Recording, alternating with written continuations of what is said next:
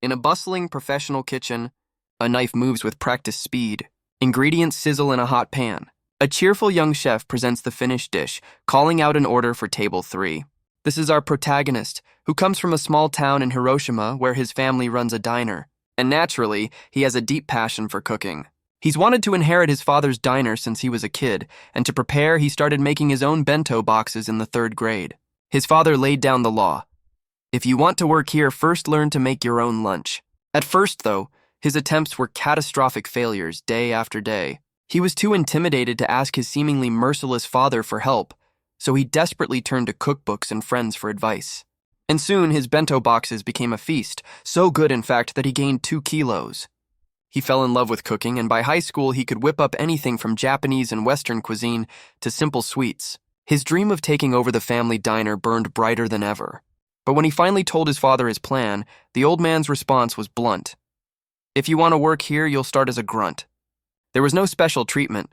His life became a grueling routine of waking at 5 a.m. for prep and working until 10 p.m. after school. Endless dishwashing.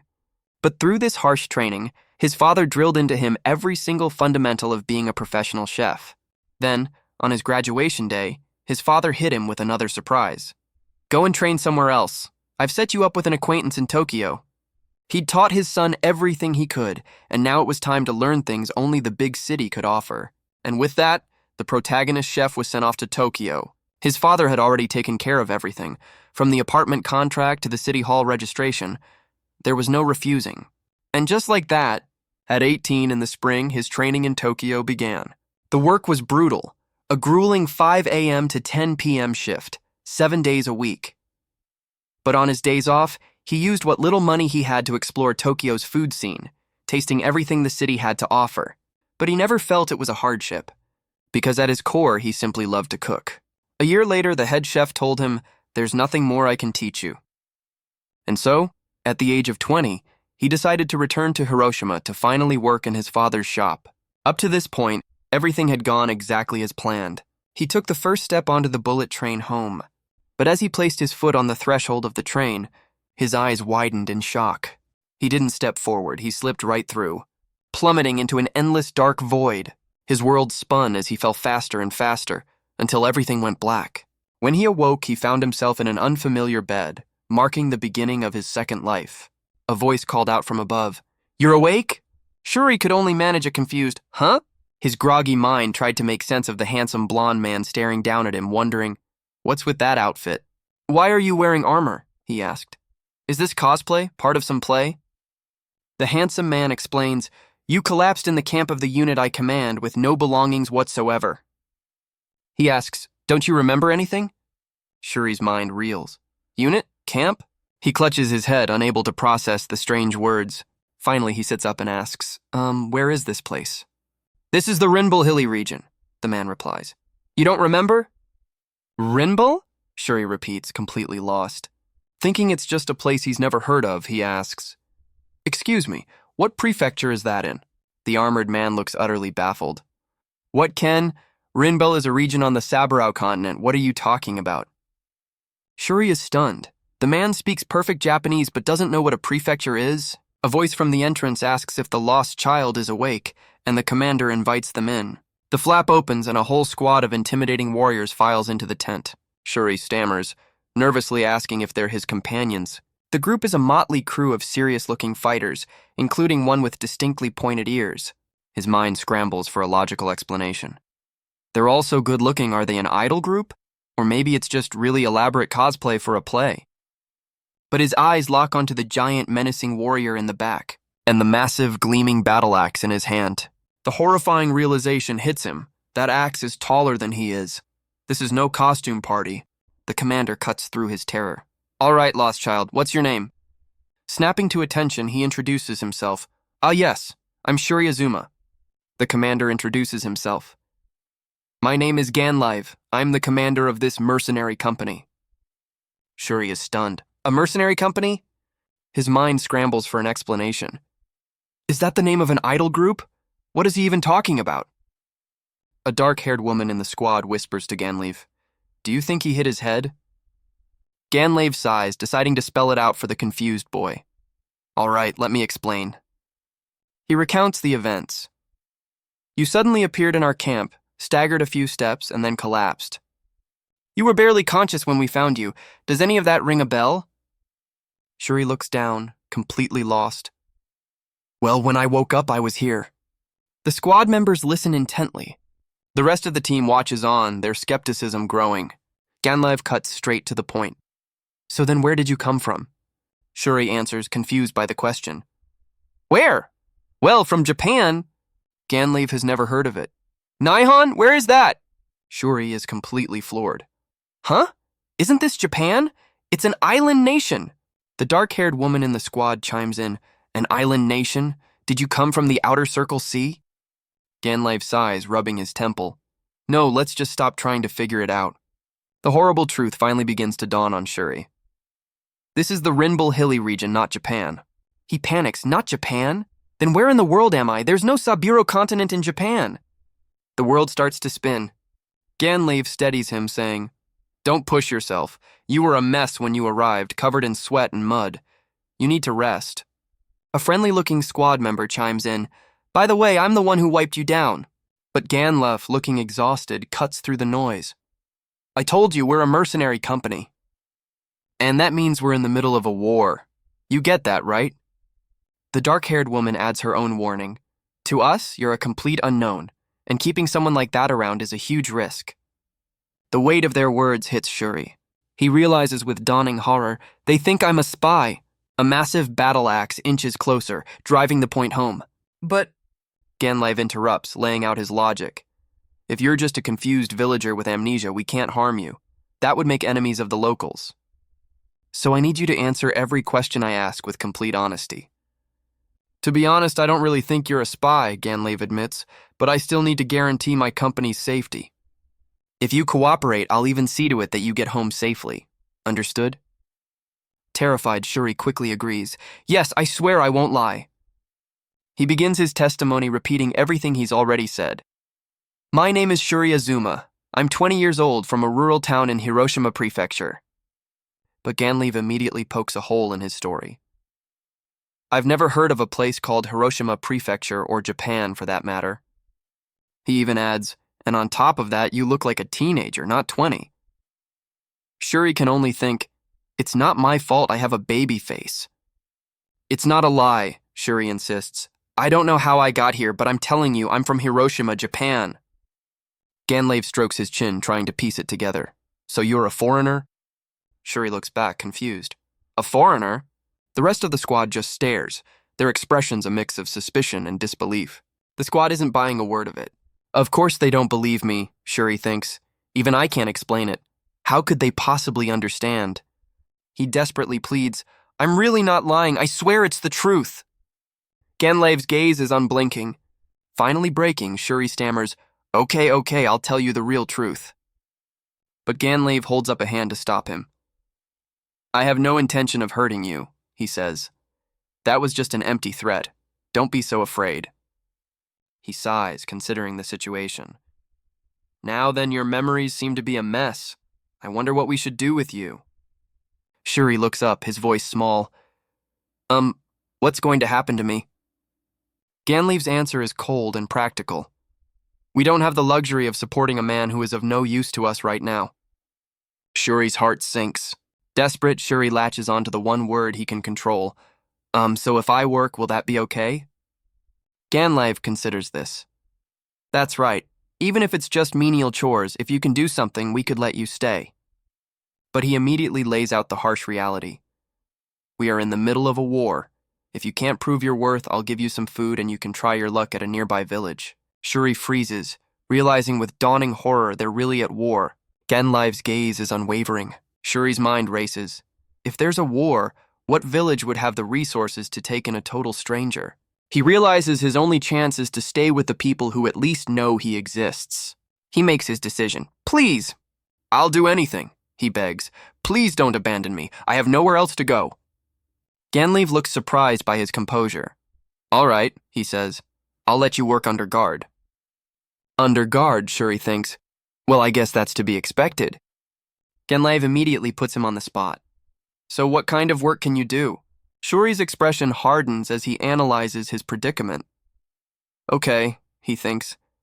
I see what I need to do now. His first priority is clear. Stick with this group. Leaving them means getting caught in the war and dying. He recalls a harsh truth he once heard. On the battlefield, there are no rules. Leaving a group with this much fighting power would be a fatal mistake. His only option is to find a role and survive. But panic sets in. He can't think of a single useful skill for a mercenary company. What did I do at times like this? He desperately asks himself, trying to remember how he's handled pressure before. A memory flashes through his mind, his hands expertly preparing a meal, and suddenly his eyes snap open. Ah, that's it. With newfound resolve, Shuri declares his one true skill. I want to cook. Ganlev freezes. What did you just say? He asks, his voice laced with disbelief. Shuri, a little intimidated, repeats himself. I said I want to cook. Ganlev's expression completely changes. You can cook? He asks eagerly. Shuri nods. Yes, I've had a fair amount of training. To Shuri's shock, the hardened mercenary commander pumps his fist in the air and yells, Yes! Shuri can only stare. A victory pose? He glances around and sees the entire squad is practically vibrating with excitement. Why are they all so happy? Ganlev turns back to him with a wide grin. Then I have the perfect job for you. You're going to be our cook. Shuri is left completely stunned. Shuri, ever the professional, immediately thinks of kitchen politics. Of course, but won't the person already in charge of cooking be upset? Ganlev just sighs, a look of exhaustion on his face. Ah, about that. It's faster to show you than to explain. Come with me. He leads Shuri out into a sprawling, bustling military encampment, complete with banners bearing a two-headed wolf crest. Shuri's eyes go wide. This is a real battlefield camp. He watches soldiers playing cards and sharpening weapons. So this is a mercenary company. Surrounded by the squad as they walk, the overwhelming reality of his situation finally sinks in. I might have actually been sent to another world. He then notices the diverse crowd around him. And everyone's hair is so colorful? Ganlev finally stops them in front of a crude makeshift campfire with a single pot hanging over it. With a dead serious expression, the commander announces, This is our kitchen. Shuri stares, utterly speechless. This is the kitchen? Ganlev awkwardly explains, Our mercenary company doesn't really have a designated cook. No cook? Shuri asks, baffled. Ganlev can only groan in response. He admits it's his own failing, explaining that no sane chef would willingly follow them onto a battlefield. Another mercenary chimes in that the food and safety are way better in town, but Shuri knows he has no other choice but to rely on these people. Ganlev confesses they have a cooking rotation, but just making something edible is considered a win. And with a battle looming, the company's morale is at rock bottom, desperate for a decent meal they can't provide for themselves. So Ganlev lays down the challenge. I'm going to test you. Make me a dish that I can truly call delicious, and I'll officially hire you. The gauntlet has been thrown. A determined smile lights up Shuri's face. Understood! With his job on the line, Shuri gets to work thinking, all right, let's see what I can make with this. He takes inventory, a single pot, a ladle, and a knife. For ingredients, he finds onions, carrots, potatoes, butter, and flour. The absolute basics. There's also some milk, cheese, salt, and pepper, but seeing the meager selection, Shuri's confidence wavers. He turns to Ganlev, a little concerned, and asks, Is this everything you have? Ganlev's expression turns grim. We've been at war for 3 months and our food stores are at critical levels. We plan to end this battle tomorrow. He explains that while they desperately need a good meal before the final fight, the soldier on cooking duty today simply gave up, declaring it was impossible. And that, Ganlev says, placing the full weight of his company's hope on Shuri, is where you come in. This is the ultimate test. Show us what you can do. We're counting on you. The pressure is immense. Shuri can't help but think, well, I've certainly been entrusted with a massive responsibility. His eyes drift to an empty crate as the grim reality sets in. They've already eaten all the bread and preserved foods. There's nothing else left. Ganlev breaks the silence, his eyes full of expectation. So, what kind of dish will you make for us? Shuri puts a hand to his chin, thinking, then an idea strikes him. How about some cream stew? He suggests with a confident grin. But Ganlev just stares back, utterly confused. Tea cream stew? Shuri is taken aback. He asks cautiously, You don't know what cream stew is? It's a kind of stew made with milk, Shuri explains, but Ganlev still looks lost. Shuri finds this bizarre. He has no idea where he is, but it's a place where cream stew is completely unknown. Then again, he muses. The fact that they can understand each other at all is the bigger mystery. Despite their obvious differences, every word is perfectly clear. Even the names of the ingredients are identical to the ones he knows back in Japan. The more he thinks about it, the more lost he feels. Just where in the world is he? But there's no time for that now.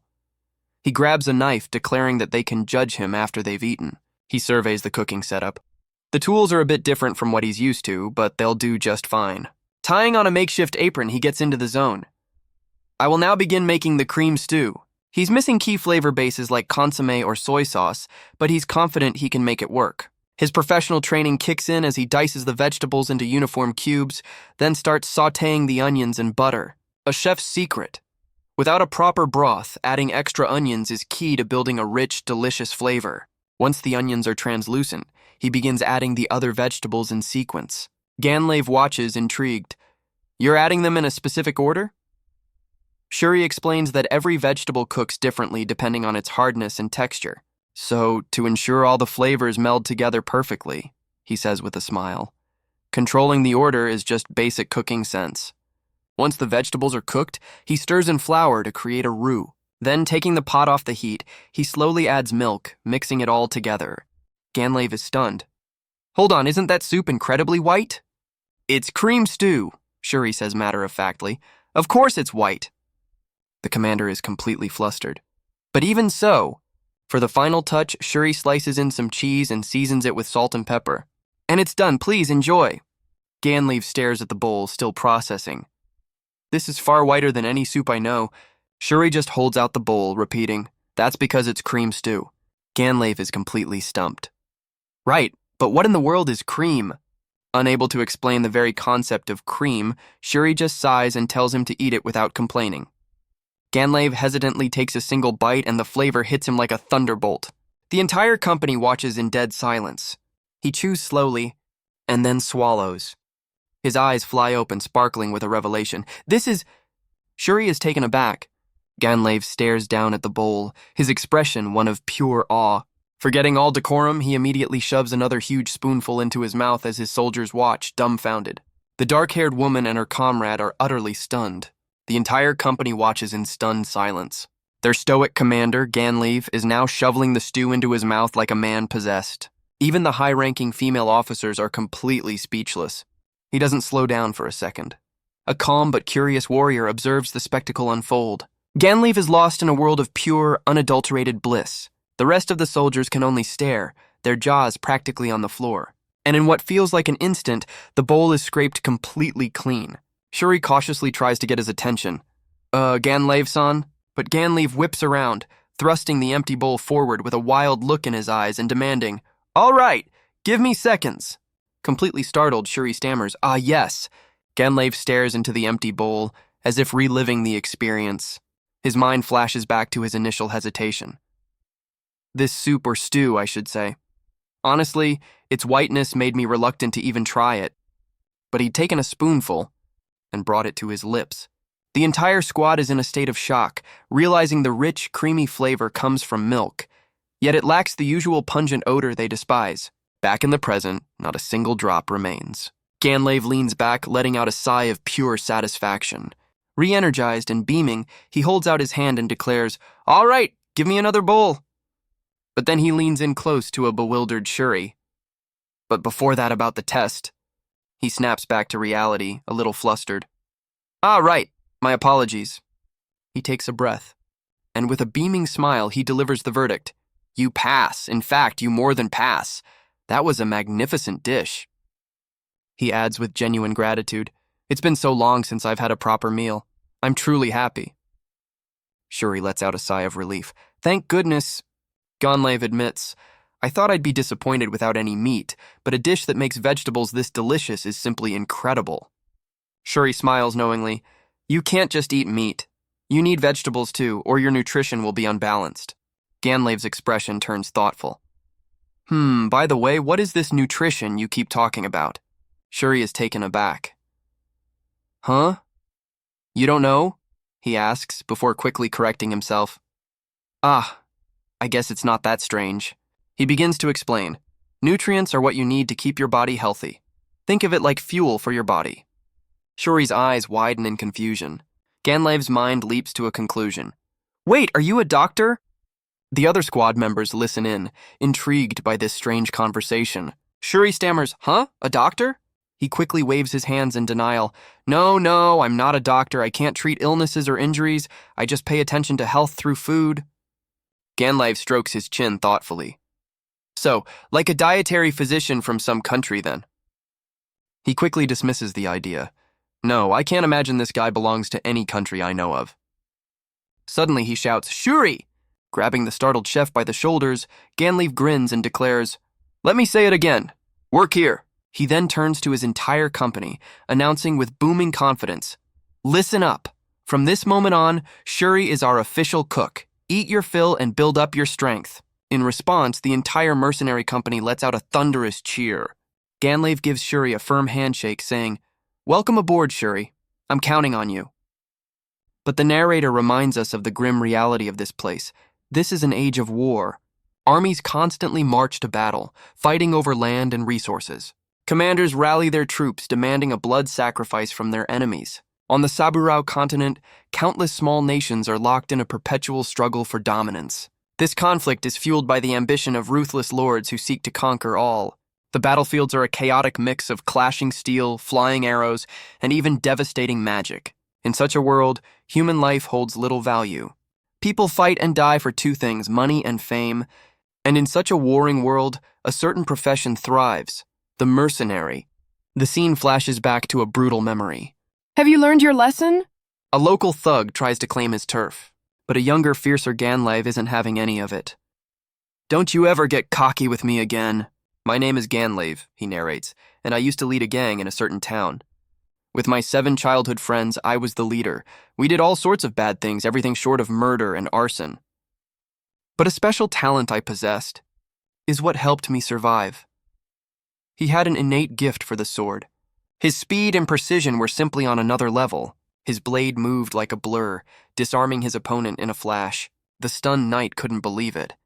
That's a knight's swordsmanship. How can a low-life brat like you? Young Ganlev simply replied, Huh? I just watched and learned.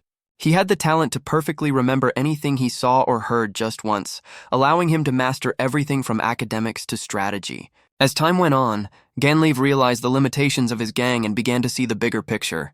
So he and his 7 talented friends left their town to form their own mercenary company. Things went smoothly at first, but as the company grew to nearly 100 members, operational problems began to arise. It all started with money. Salaries, equipment, and supplies all cost a fortune. A mercenary company constantly burns through cash just by existing. And at first, Ganlev narrates, I didn't realize the importance of one crucial thing. That crucial thing was a decent cook. The food was so terrible it was crushing morale. As a reaction to the awful meals on the battlefield, his men would blow all their earnings at the tavern the moment they got paid. This crippled their finances, making it impossible to even afford new equipment. He needed a chef who could handle the front lines, but he had no way to find one, and no money to hire them. The pressure was so immense he often felt like giving up, but he was determined to see his company thrive. Because for Ganlev, this was more than just a way to survive. He wanted his own kingdom, a place where a war orphan like him wouldn't have to turn to crime just to live. He wanted to change the world itself. He wanted to ensure no other child would have to endure the poverty he and his friends faced. To achieve this, he would seize the hoarded wealth of the corrupt and use it to build a better world. For that dream, he fought relentlessly, carving a bloody path through his enemies. He experienced crushing defeats and tasted the bitterness of humiliation. But he never broke. 8 years later, his mercenary company had grown to nearly 100 men, but progress had stalled. He began to question himself, wondering if he'd reached his limit, and felt despair creeping in. It was at that very moment that he met the mysterious man who would change his destiny, Shuri Azuma. And so the flashback ends, returning us to the Ganlev mercenary camp in the Rinbul region. Back in the strategy tent, the mood is tense as Ganlev wonders, what the hell are we supposed to do? He explains the situation to his officers. I thought this would be an easy win, but I was completely mistaken. The dark-haired woman reports, We've been stuck in this battle for 3 months, while a woman with a circlet adds, I never expected it to become such a grueling war of attrition. The The cost of this stalemate is clear. His men are exhausted and broken. Our unit is depleted, our funds are nearly gone, and if we lose this next fight, the entire company is finished. He stares at the map, seeing only one grim option. On this open terrain, our tactical choices are limited.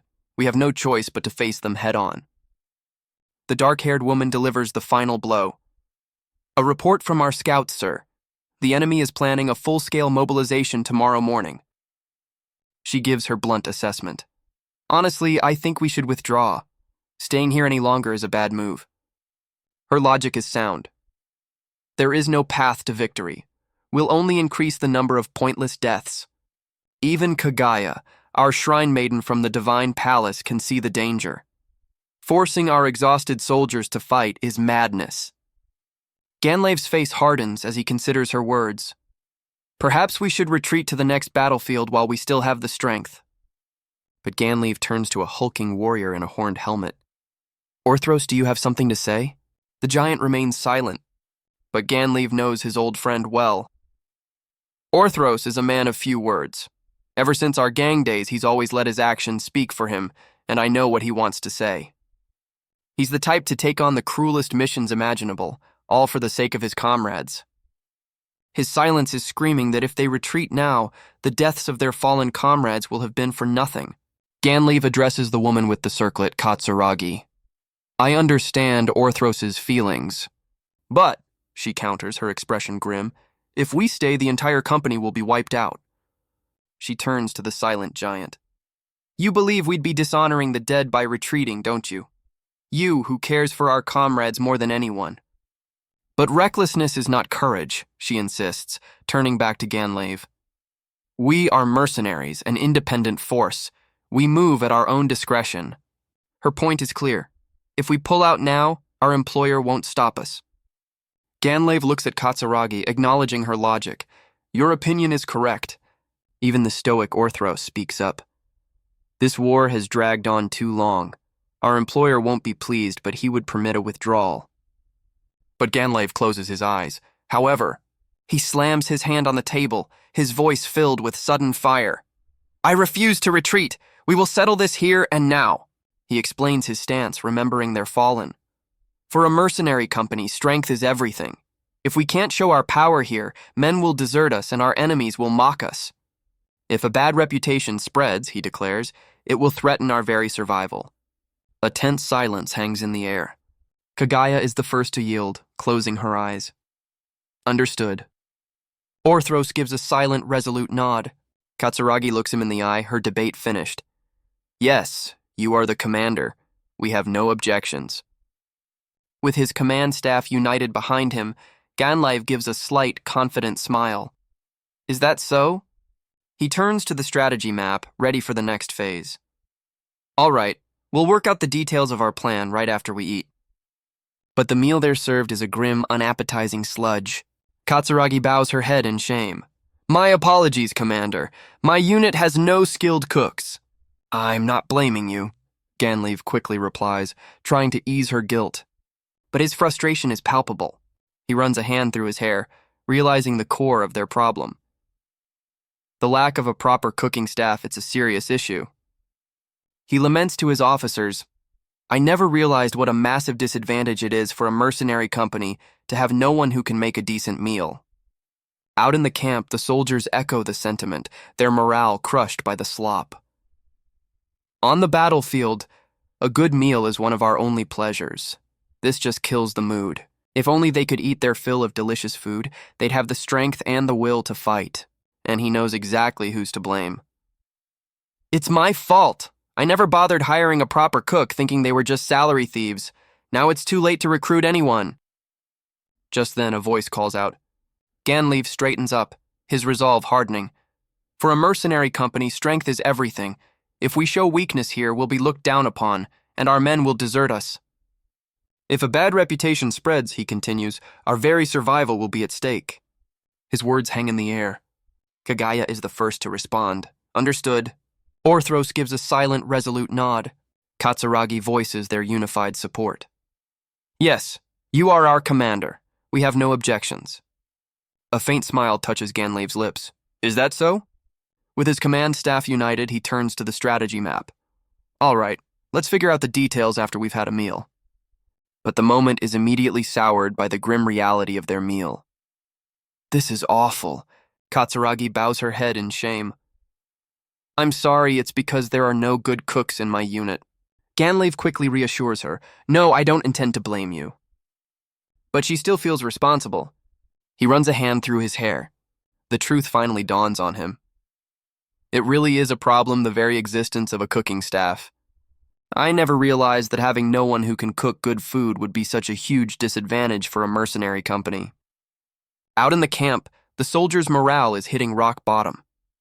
The only entertainment on the battlefield is gambling or eating, one says, and when the food is this bad, it's just depressing. Ganlave knows that if the food was good, his men could eat their fill and find the strength to fight. The realization crashes down on him. Yeah, that's right. It's all my fault. I thought cooks were just salary thieves, so I never even tried to hire one. And now it's too late to recruit anyone. But as he's lost in his spiral of regret, a voice calls out, Commander! A soldier with dreadlocks bursts into the tent, looking panicked. Ganlave, are you in here? Ganlave snaps back, annoyed. Tag, why weren't you in the meeting? Tag is completely flustered. Well, about that. He quickly changes the subject, gesturing wildly. Never mind that. There's something you all need to see. He leads the command staff out into the camp. It's a lost kid, he says, pointing. Ganlave can only respond with a confused, huh? You dragged me all the way out here for that? Ganlave thinks, but he can't quite put his finger on what's so strange about this lost kid. Tag insists, a worried look on his face. There's just something weird about them. Ganlave's gaze follows to where a small group is gathered near another tent. He crosses his arms, looking down at them with a tired sigh. You lot weren't in the meeting either. What are you, a bunch of strays? Kagaya, the shrine maiden, chimes in with a sly smile. Well, I'm curious. We are in the middle of a battlefield, after all. A female soldier with a ponytail narrows her eyes. I'm curious, too. Another woman grins, intrigued. Me too. Anyone who just pops up in a place like this is worth a look. Kagaya explains to the exasperated Ganlave. They may be problem children, but they're talented and capable. They'll have our backs when it counts. Ganlave sighs, waving a dismissive hand. Fine, whatever. Just show me this lost kid. He pushes aside the tent flap and stops in his tracks. Inside, a young man with black hair is lying unconscious on a cot. He looks incredibly young, with a peaceful, almost childish face that's completely out of place on a battlefield. Ganlave stares, a hand to his chin, utterly perplexed. Indeed, this is a difficult situation to judge. The rest of the officers crowd around the tent, eager to see what all the commotion is about. The grinning female soldier peeks inside, asking, Is he really that strange? The dark-haired officer cuts straight to the point. So, from which direction did he appear? Tag sweats, looking nervous. Well, you're probably not going to believe this, but... He throws his hands up dramatically. According to my subordinate, the kid literally just materialized out of thin air right in front of him. The entire squad is stunned into silence. Ganlave can only manage a confused, huh? Katsuragi turns to her commander. Could it be the rumored teleportation from sage magic? But she immediately dismisses her own theory. No, that's impossible. That's ancient magic. No one is capable of using it in this day and age. Ganlave considers her words. If a magical genius like her denies it so firmly, it must be true. So then, what on earth happened? But Kagaya, the shrine maiden, simply smiles. Oh my, this is certainly a peculiar situation. Kagaya observes the sleeping Shuri, noting, he resembles the people of my homeland. She elaborates to Ganlave, the Asagi people are originally from the eastern regions and he has the same features. But she pauses, thoughtfully adding, and yet he's different from the people I know. How should I put it? Looking at her comrades, she finds the word. That's it. It's like he's more concentrated than us. Ganlave can only echo the strange description. Concentrated? Katsuragi remains skeptical. Isn't he just an ordinary villager? But Tag disagrees. He looks too frail for that. Besides, his hands don't have any calluses. Kagaya offers another theory. Perhaps the son of a wealthy merchant? That would explain his fine skin. A red-haired soldier shakes her head. I don't know any merchant who deals in clothes like these. Another soldier chimes in. Then what about royalty? That would explain his refined upbringing. but Kagaya dismisses the idea. I've been in the Divine Palace for a long time, and I have never heard of a human like him. Ganlev sighs, realizing they're at a dead end. We're not getting any answers. As Shuri sleeps, they can only observe. The more they look, the more mysterious he seems. His face is plain, and his body isn't built for fighting or hard labor. Then Ganlev's focus shifts. More than anything, his clothes are just not normal. A simple white shirt and blue trousers. It sounds ordinary enough. But as Ganlev leans in, he's stunned. This is absolutely impossible to make with our current technology. The skill involved is on a completely different level. He examines the collar, baffled. It's a shirt with no buttons and no collar. How does he even get his head through an opening this small? The craftsmanship is flawless. The weave, the stitching, every detail is so perfect, the skill required must be divine. He feels the fabric, completely stumped. And what even is this material? It's beautiful, durable. I've never seen anything like it. A shocking realization dawns on him. Just this one shirt, if we took it to a guild, we could build a fortune. No, this could start a clothing revolution across the entire continent. Ganlev's attention shifts to Shuri's trousers. And these trousers are the most valuable of all. He analyzes the design. At first glance, they just look blue, but the color has a precise, calculated regularity.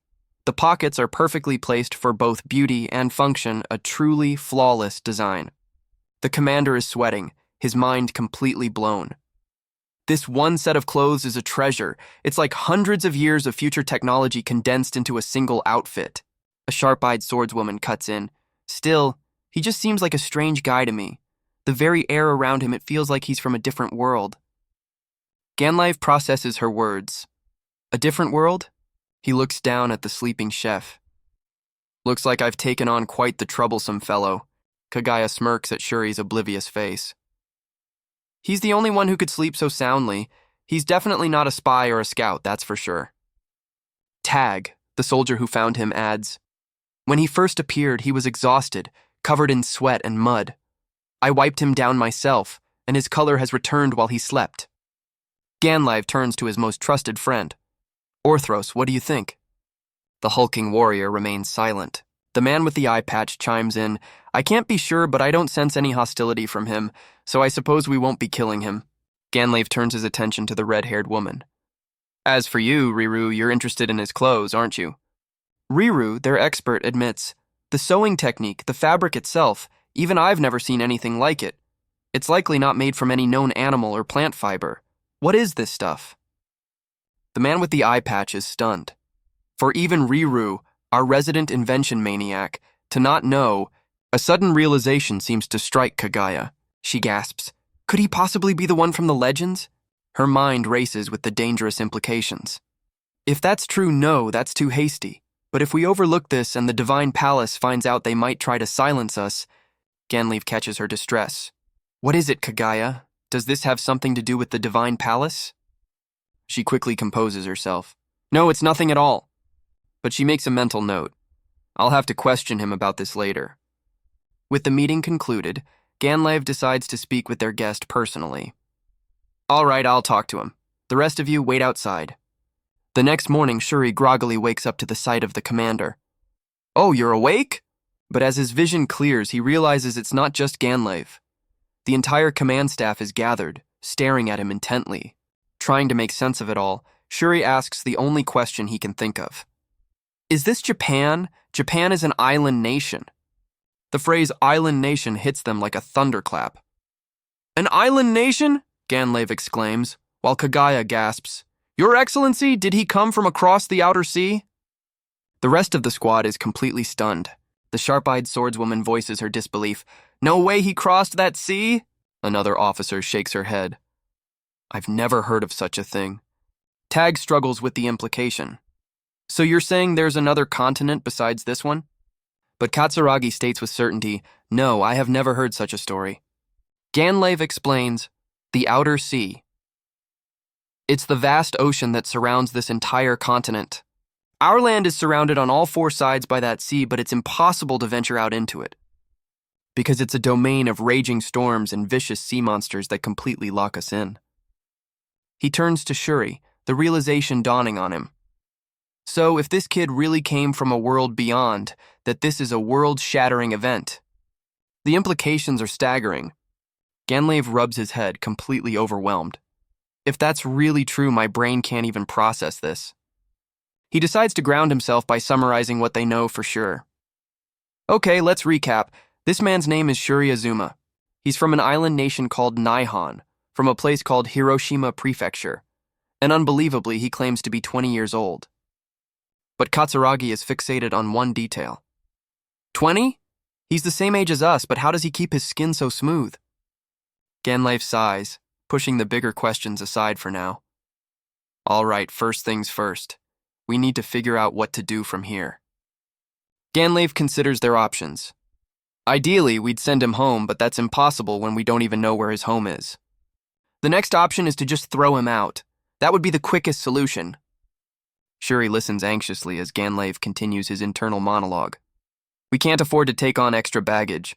But, he leans back, studying the boy. My impression after talking with him is that he's just incredibly naive, almost simple. A faint smile plays on his lips. Regardless, he's not a bad person, and I wouldn't be able to sleep at night if I just abandoned him to die out here. His eyes narrow with resolve. So the final option is to hire him. We'll put him to work doing odd jobs around the camp. A fist clenches. Shuri bows desperately. Please, I'll do anything you ask. Just don't leave me behind. Ganlave observes him thinking, he's surprisingly calm about this. With the decision made, Tag asks the practical question. So which unit are we putting him in? Riru immediately shoots down the idea. Not with me. My unit has no room for someone who can't use magic engineering, she states flatly. Katsuragi also refuses. My unit is impossible as well. We're all women, and adding a man who can't use magic would only cause problems. Ganlave understands. Their units are composed of highly specialized mages and magic engineers. A normal guy just can't be thrown in. A smug officer with a cigarette holder chimes in. My unit refuses as well. We're a special operations team. Ganlave sighs in agreement. That's true, it would be strange to put a non-combatant in there. His eyes drift over to the hulking Orthros, but Orthros simply shakes his massive helmet. So your unit is out too? Ganlave sighs. Besides, the 2nd Infantry is a frontline combat unit. It's impossible for Shuri. He even rules out his own unit, realizing Shuri probably can't ride a horse. The dark-haired intelligence chief shakes her head. My unit is also impossible. Right, Ganlave concedes. The intel unit isn't a good fit either. The sharp-eyed swordswoman looks between herself and Tag, which means it's down to your unit or mine. Tag immediately panics. No way, my unit is impossible. But the swordswoman calmly offers, if he's just an archer, we can manage. My unit can handle his weapons training. Ganlave looks surprised. A terrifying grin spreads across her face. We'll train him Spartan style. Ganlave immediately rejects the idea, thinking, no good. If we put him in her unit, Shuri will die. With the last combat unit ruled out, Ganlave realizes, so that just leaves Tag's unit, as Shuri despairs. But just as the situation looks hopeless, Shuri finally speaks up for himself. I'd like to cook. A spark of hope ignites in Ganlave's eyes. He spins around, his voice booming with disbelief. You can cook? Suddenly energized, Ganlave leads the way as Shuri confirms, yes, I have a fair amount of training. Shuri holds his apron ready. He's brought before a massive, well-used camp cauldron. Kagaya and Katsuragi look on, stunned by this unexpected development. Shuri offers to whip up some cream stew, and Ganlave takes a single, tentative bite. A jolt of pure flavor shoots through him. It's delicious! This is the greatest shock I've ever experienced in my life, he thinks, completely overwhelmed. He starts to analyze the taste. The soup is incredibly mellow and smooth, with a hint of sweetness, and a touch of cheese brings it all together. His verdict rings out across the camp. You pass. More than pass. This is a magnificent dish. Soon the entire company is eating. This is amazing, one soldier cries out. It's the first time I've ever had a good meal on the battlefield. Riru is charmed, calling it a wonderfully mysterious and delicious meal. Tag is fired up, declaring that with food like this, they'll have the strength of 100 men. Even the most stoic warriors are left speechless. Kagaya, the shrine maiden, is completely taken aback, admitting, I'll have to step up my own skills after this. Even the magical genius Katsuragi is blushing, saying, "Indeed, I have much to learn from this." The sharp-eyed swordswoman grins, "This is delicious," while another soldier notes, "It's rare to see Riru so satisfied." Riru savors her meal, concluding with a simple truth. Delicious things are just delicious. The swordswoman agrees wholeheartedly. That's right. Good food is good, and that's all that matters. The entire command staff, once divided on Shuri's fate, now sits united by a single incredible meal. And Ganlev watches on, thinking to himself, I've never seen such a strange dish before. As Shuri serves more food, Kagaya's suspicion returns with new weight. His story about coming from across the sea, maybe it wasn't a lie after all. Ganlev's mind races. If this food is a glimpse of advanced knowledge from beyond the sea, then Shuri is an invaluable asset. I have to protect him, he resolves, with everything I have. With his knowledge and skills, Ganlev thinks, it would be a waste to have him do anything else. He turns to a flustered Shuri, exclaiming, "You came at the perfect time! This food is the best, thank you!" The entire camp erupts in cheers, surrounding their new hero chef. A warm, determined smile spreads across Ganlev's face. Suddenly, a firm hand grabs Shuri's shoulder. It's Ganlev, pulling him in close. "Welcome, Shuri. I'm counting on you from now on." Shuri is stunned. "Ganlev-san!" The commander's eyes are filled with genuine warmth and excitement. Shuri takes a moment to process the offer, and then with a bright smile, he accepts. "Understood. I'll be in your care." Ganlev looks down at Shuri, his new chef. "From now on, you'll be the one supporting us with your food." And this simple agreement would become the start of a heroic tale passed down for generations. The narrator explains that the Saburao continent had been ravaged by a century of constant warfare, an era of endless slaughter known as the Dark Age of War, where the very land was stained with blood. But this age of darkness was destined to end. With the arrival of the man who would become the continental king, Ganlev Danju Ablerda, he was the first king of the unified Ganlev kingdom, a man who overcame every hardship to be called mankind's first and last great hero king. And tales of his deeds remain. One day, a retainer approached the king on his throne and asked, "Your Majesty, how were you able to bring an end to the age of war? Was it your brilliant military strategy, your overwhelming charisma, or your masterful diplomacy?" Everyone in the court leaned in, expecting to hear of some grand, heroic feat. But King Ganlev simply said that a single bowl of stew is what ended the war. As the court reeled in confusion, the king continued, "The military might, charisma, and diplomacy you all speak of are indeed necessary to build a great nation. However, the truth is, there is something far more fundamental that is required. What people truly need is a single delicious meal. 3 good meals a day enrich the soul, giving people the peace of mind to see the world clearly. And that," he declared, "is why the stew ended the war." A fond, distant look appeared in his eyes. "That is something my friend taught me." This is the story of the great king, Ganlev Danju Ablerda, and his companions, who would one day be known as the 9 heroes, as they rose from an age of war and famine. And that story begins now, back in the Rinbel Hilly region, with Ganlev carving a bloody path through the battlefield. Amidst the chaos, a triumphant cry rings out from his men. "We've broken through the enemy's main force!" With their lines broken, the enemy soldiers fall into a panicked retreat. "This is bad! It's over! Fall back!" On horseback, Ganlev presses the advantage. "All right, we're moving to a mopping-up operation." He and his cavalry relentlessly pursue the fleeing enemy, turning the tide of battle into an undeniable rout. Sometime later, back at the camp, a triumphant shout announces their return. "Everyone's back! This is a huge victory for us!" The returning soldiers, battered but in high spirits, cheer at the sight of their new chef. One of them, clutching his blood-stained armor, gives all the credit where it's due. "This is all thanks to Shuri's cooking. That's what fired us up." Shuri is absolutely stunned. Just then, Ganlev, Orthros, and the sharp-eyed swordswoman appear, covered in the grime of battle but smiling victoriously. But the sight of them splattered in blood sends a wave of dizziness over the young chef. He quickly pulls himself together, offering a slightly shaky smile. "Hello, I'm Shuri." And so, after being suddenly transported to another world, Shuri officially became the chef for Ganlev's mercenary company. With the battle over, the soldiers are already looking forward to some R&R in a nearby town.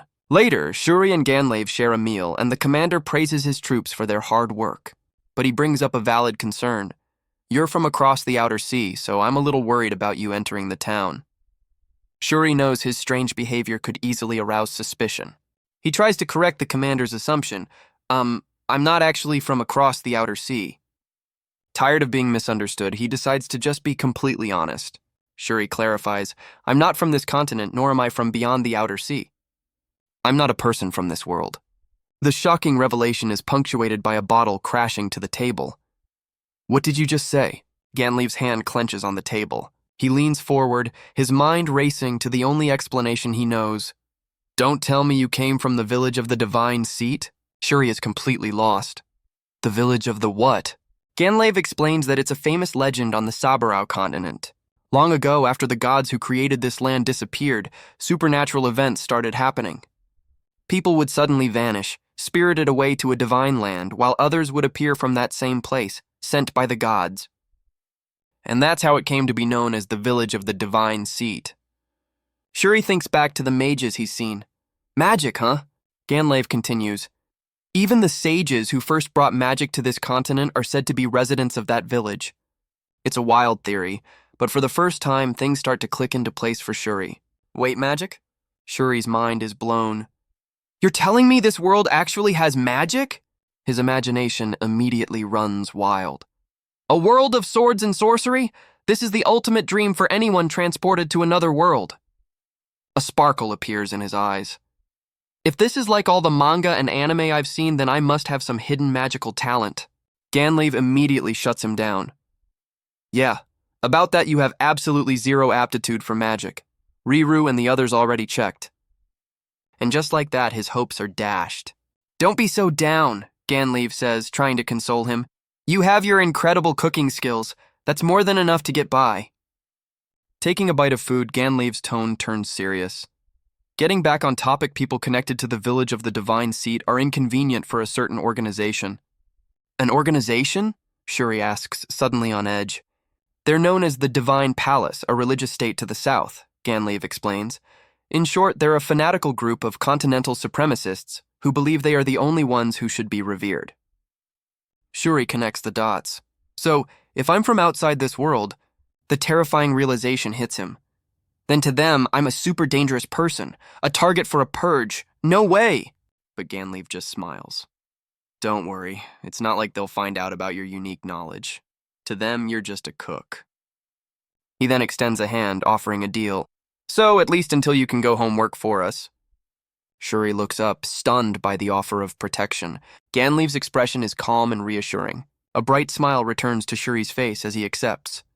Of course, I'll repay you for taking me in. Ganleif takes a sip of his drink. For that reason, I can't take you to a town just yet. But is there anything you want in return for your work? Shuri thinks for a moment. Let's see. Suddenly, a familiar sly voice cuts in. What's wrong, Shuri? It's Kagaya, the mysterious shrine maiden. Shuri turns to her, trying to place her name. You were with Ganleif, right? Azagi-san? Kagaya corrects him with a sly smile. I'm the captain of the Special Operations Unit and a childhood friend of Ganleif's. His eyes are immediately drawn to her revealing outfit as he stammers, Special Operations? She leans in provocatively, pulling at her top. What's the matter? You want a closer look? A completely flustered Shuri waves his hands frantically. No, I'm good. I was just looking for Riru's tent. Kagaya's smile widens. Oh, so you prefer Riru's type, do you? Shuri puffs out his cheeks, completely exasperated. Can you please stop taking this conversation in such a weird direction? She just laughs, finding his reaction hilarious. Teasing someone so pure is just too much fun. Having had her fun, she finally points him towards his destination. Riru's tent is that one over there. Following Kagaya's directions, Shuri nervously peeks into the tent. Excuse me, Riru-san. Inside a workshop cluttered with books and strange devices, Riru looks up from her chair. Oh, Shuri. She doesn't seem surprised to see him. I've already heard the rundown from Ganleif. Shuri's face lights up with a hopeful smile. Great. I was hoping you could make some cooking utensils for me. It turns out Ganleif had already explained the situation to him, noting that the tools in this world are completely different from what Shuri is used to. Ganleif had called Riru's craft magic engineering, a technique that uses magic to shape objects and even grant them special properties. And Riru, he explained, is the captain of the entire magic engineering unit. Back in the present, Riru examines Shuri's crude sketches, looking completely baffled. A kitchen knife, a cutting board, and a frying pan? Shuri clarifies, you can't make soup in that pot. It's specifically for grilling and stir-frying. Riru remains skeptical. Do you really need a cutting board? Doesn't the unit already have one? Shuri insists. To keep the ingredients clean, I need a board that's easy to carry and wash. The one this unit has is basically useless. In fact, he declares, it's completely unusable. He shudders, recalling the horrifying sight of the moldy, blackened board they gave him yesterday. The memory alone is traumatic. Riru looks over his designs again, a smirk spreading across her face. All right, she winks. Now I'm getting fired up. Shuri's eyes light up. Really? When can you have it ready? Right now, she declares, instantly springing into action and zipping around her workshop. With a loud thud, she slams a block of wood and a chunk of raw ore onto her workbench.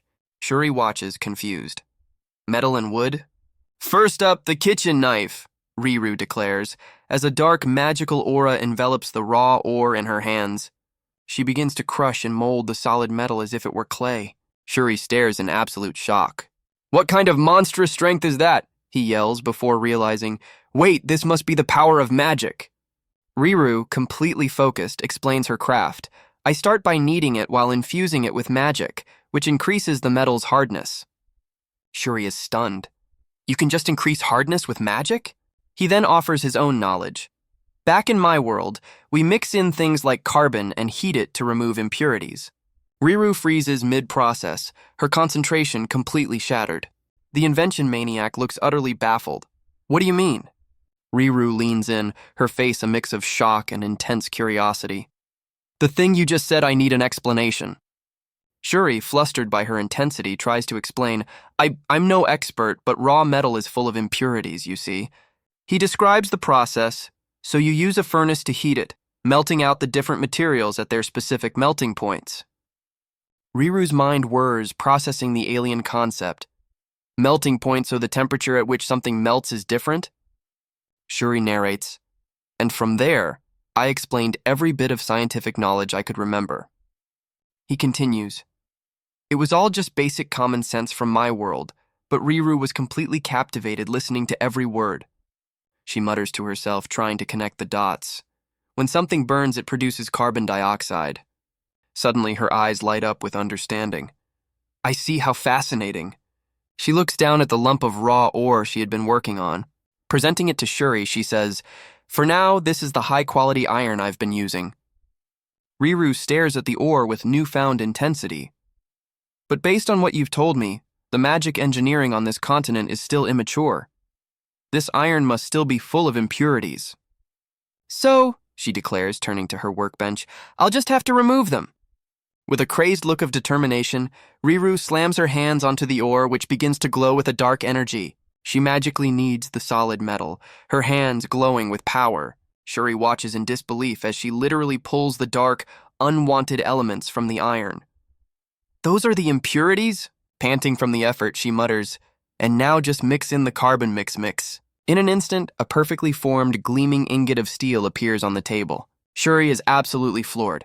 Wow, what a beautiful finish! You're amazing, Riru! She puffs out her chest with pride. Huh, you know it, she says with a tired but triumphant smile. Riru is incredible, Shuri thinks to himself. His face is beaming with pure admiration. All right, Riru-san, he says, presenting his designs. Could you please make these for me? She confidently agrees. Some time passes, and Riru delivers a flawless frying pan and a professional chef's knife. This is amazing, Shuri exclaims. With these, I can finally cook to my heart's content. But the effort has completely wiped her out. I'm so tired, she groans. Your requests were way too specific. However, the moment Shuri picks up the knife, his demeanor changes. This won't cut properly, he states flatly, much to Riru's shock. I'm very particular about my tools. The angle, he begins his critique, is warped, he declares, pointing out the microscopic flaw. I know I've put you through a lot, Shuri says with the intensity of a master craftsman, but could you please adjust it just a little more? To break the tension, Shuri looks around her cluttered workshop. By the way, what kind of things do you normally make? Riru's exhaustion instantly vanishes as she springs back to life. Glad you asked. With a confident thumbs up, she declares, magic engineering is my passion. I live to create new things. She proudly presents a small, ornate card. For example, this is a paper that can send your voice anywhere, anytime. But as Shuri tests it out, she sheepishly admits, well, it's still in development right now, it's just a megaphone. Undeterred, she shows him another invention. This one can be imbued with magic to create a flame, no tinderbox needed. But then comes the catch. Of course, she sighs. It's useless for people who can't use magic. Shuri then spots a floating board. A flying board, he exclaims, before realizing, wait, these are all unfinished prototypes, aren't they? But as he examines the items, something else catches his professional eye. Riru-san? He points to a strange, recurring symbol on her inventions. What is this character? That's a Magaspell, Riru explains, a magic character written with pigment made from crushed magic crystals. She elaborates that these crystals absorb ambient magic, and the pigment made from them can grant special powers to the characters. This is the very essence of a magic engineer's craft, writing Magispell to transform objects and create enchanted tools. Shuri, ever the pragmatist, looks confused. But why just one character? Wouldn't it be better to write a bunch of them? With a knowing smirk, Riru explains the danger. If you just write a bunch of them, they tend to go berserk. That's why we magic engineers spend our entire lives trying to invent new, stable combinations. Shuri's mind starts working. Wait, so you're not just activating multiple Magispells at once? Riru looks completely baffled by his question. He rephrases, isn't the goal to find two Magispells that can be activated at the same time without causing problems? He then drops a concept completely alien to her world. It's like an electronic circuit. If you want two functions to work together, you need a mechanism to switch between the commands. Suddenly, Riru grabs his arm. Her eyes are sparkling with a flash of inspiration. Shuri, she exclaims, you might be a genius. Riru explains, according to your logic, using multiple magics at once would make them go berserk. I never even considered a mechanism to switch between them and stabilize their functions. She trails off, deep in thought. But to fit a mechanism that complex a single piece of paper might not be big enough. Shuri looks confused. Paper? But if you just stack them, wouldn't that defeat the purpose? Her eyes go wide. That's it, she yells, pointing right at him. Riru starts pacing excitedly, her mind racing. Yes, even if you stack paper, it'll work. You can give an object multiple functions and then transmit stable commands to activate them. By layering multiple sheets or boards, you can combine them into a single, powerful tool. She throws her hands up in the air, basking in the glow of her breakthrough. Why didn't I ever realize something so simple? Shuri just watches her with a bemused smile. She's getting really worked up over something like that. Riru suddenly spins around. Shuri! She shouts, startling him. Huh? With a determined fire in her eyes, she declares, let's do it. It's time for a new technological revolution. Riru looks at him with stars in her eyes, but Shuri is completely lost, thinking, what does she want from me? I don't know anything about engineering. But then an idea sparks in his mind. If a technological revolution is truly possible, there's something I want you to make. They sit down to discuss his request. A conro? Riru asks, unfamiliar with the term. Yes, Shuri explains. It's like an advanced version of a traditional stove. Let me try drawing a diagram for you. And so, they dive into the schematics, with Shuri detailing every feature, a mechanism for adjustable heat, waterproofing, and crucial safety devices. After laying out his entire vision, Shuri concludes, and that's everything. Riru is left in stunned silence, her mind blown by the sheer number of innovative ideas he just presented. Noticing how late it's getting, Shuri suggests, Riru-san, let's get some dinner. We can continue this tomorrow. But she immediately shuts him down with a sharp, no. She grabs his arm, her eyes blazing with an inventor's passion. My mind is firing on all cylinders right now. If I miss this chance, I might not be able to create it. We're doing this right now, she declares, slamming her hand down on the schematics. Shuri is stunned by her intensity, but her passion is infectious, and he grins. All right then, I'm with you all the way. And so, Their all-night forging session begins under the moonlight. Through bursts of magical energy and sheer grit, the two work tirelessly. Riru meticulously paints the complex magical circuits, her focus unwavering. Finally, with a shared, exhausted but triumphant grin, she announces, "It's done!" The second the words leave her mouth, she completely collapses from exhaustion. All her energy is spent. Shuri smiles warmly. "Get some rest, Riru-san. I'll use these amazing tools you've made to cook something delicious for you." With Riru resting, Shuri heads out with a determined smile, ready to cook a special meal to thank her for bringing his vision to life. Fortunately, the company had restocked on ingredients after their last battle. But as he inspects the supplies, something stops him cold. He takes a small taste. "Huh? This is soy sauce, mirin, and sake." He stares in disbelief. Why are there Japanese seasonings here?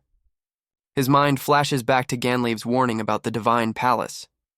Don't tell me these came from one of their villages? The implication is staggering. Could it be that I'm not the only one here? But he shakes the thought away. Right now, he has a promise to keep. It's time to test out their creation. He stands proudly before the brand new custom-built Conro stove. With a surge of magic, Riru's masterpiece roars to life for its very first test run. With a perfect, controllable heat source, he begins the first step, slowly sautéing minced onions in butter.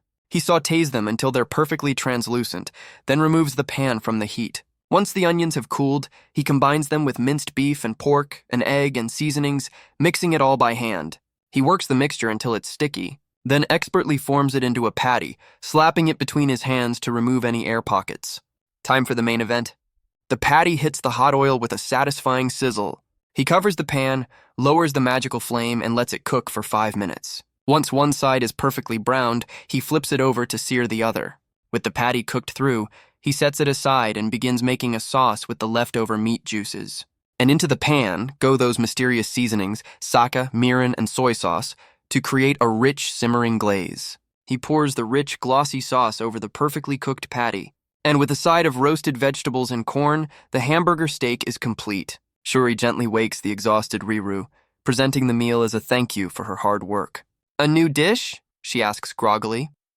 Shuri smiles, telling her she gets to be the very first to try it. Now fully awake, Riru sits down, fork and knife in hand, staring wide-eyed at the unfamiliar meal.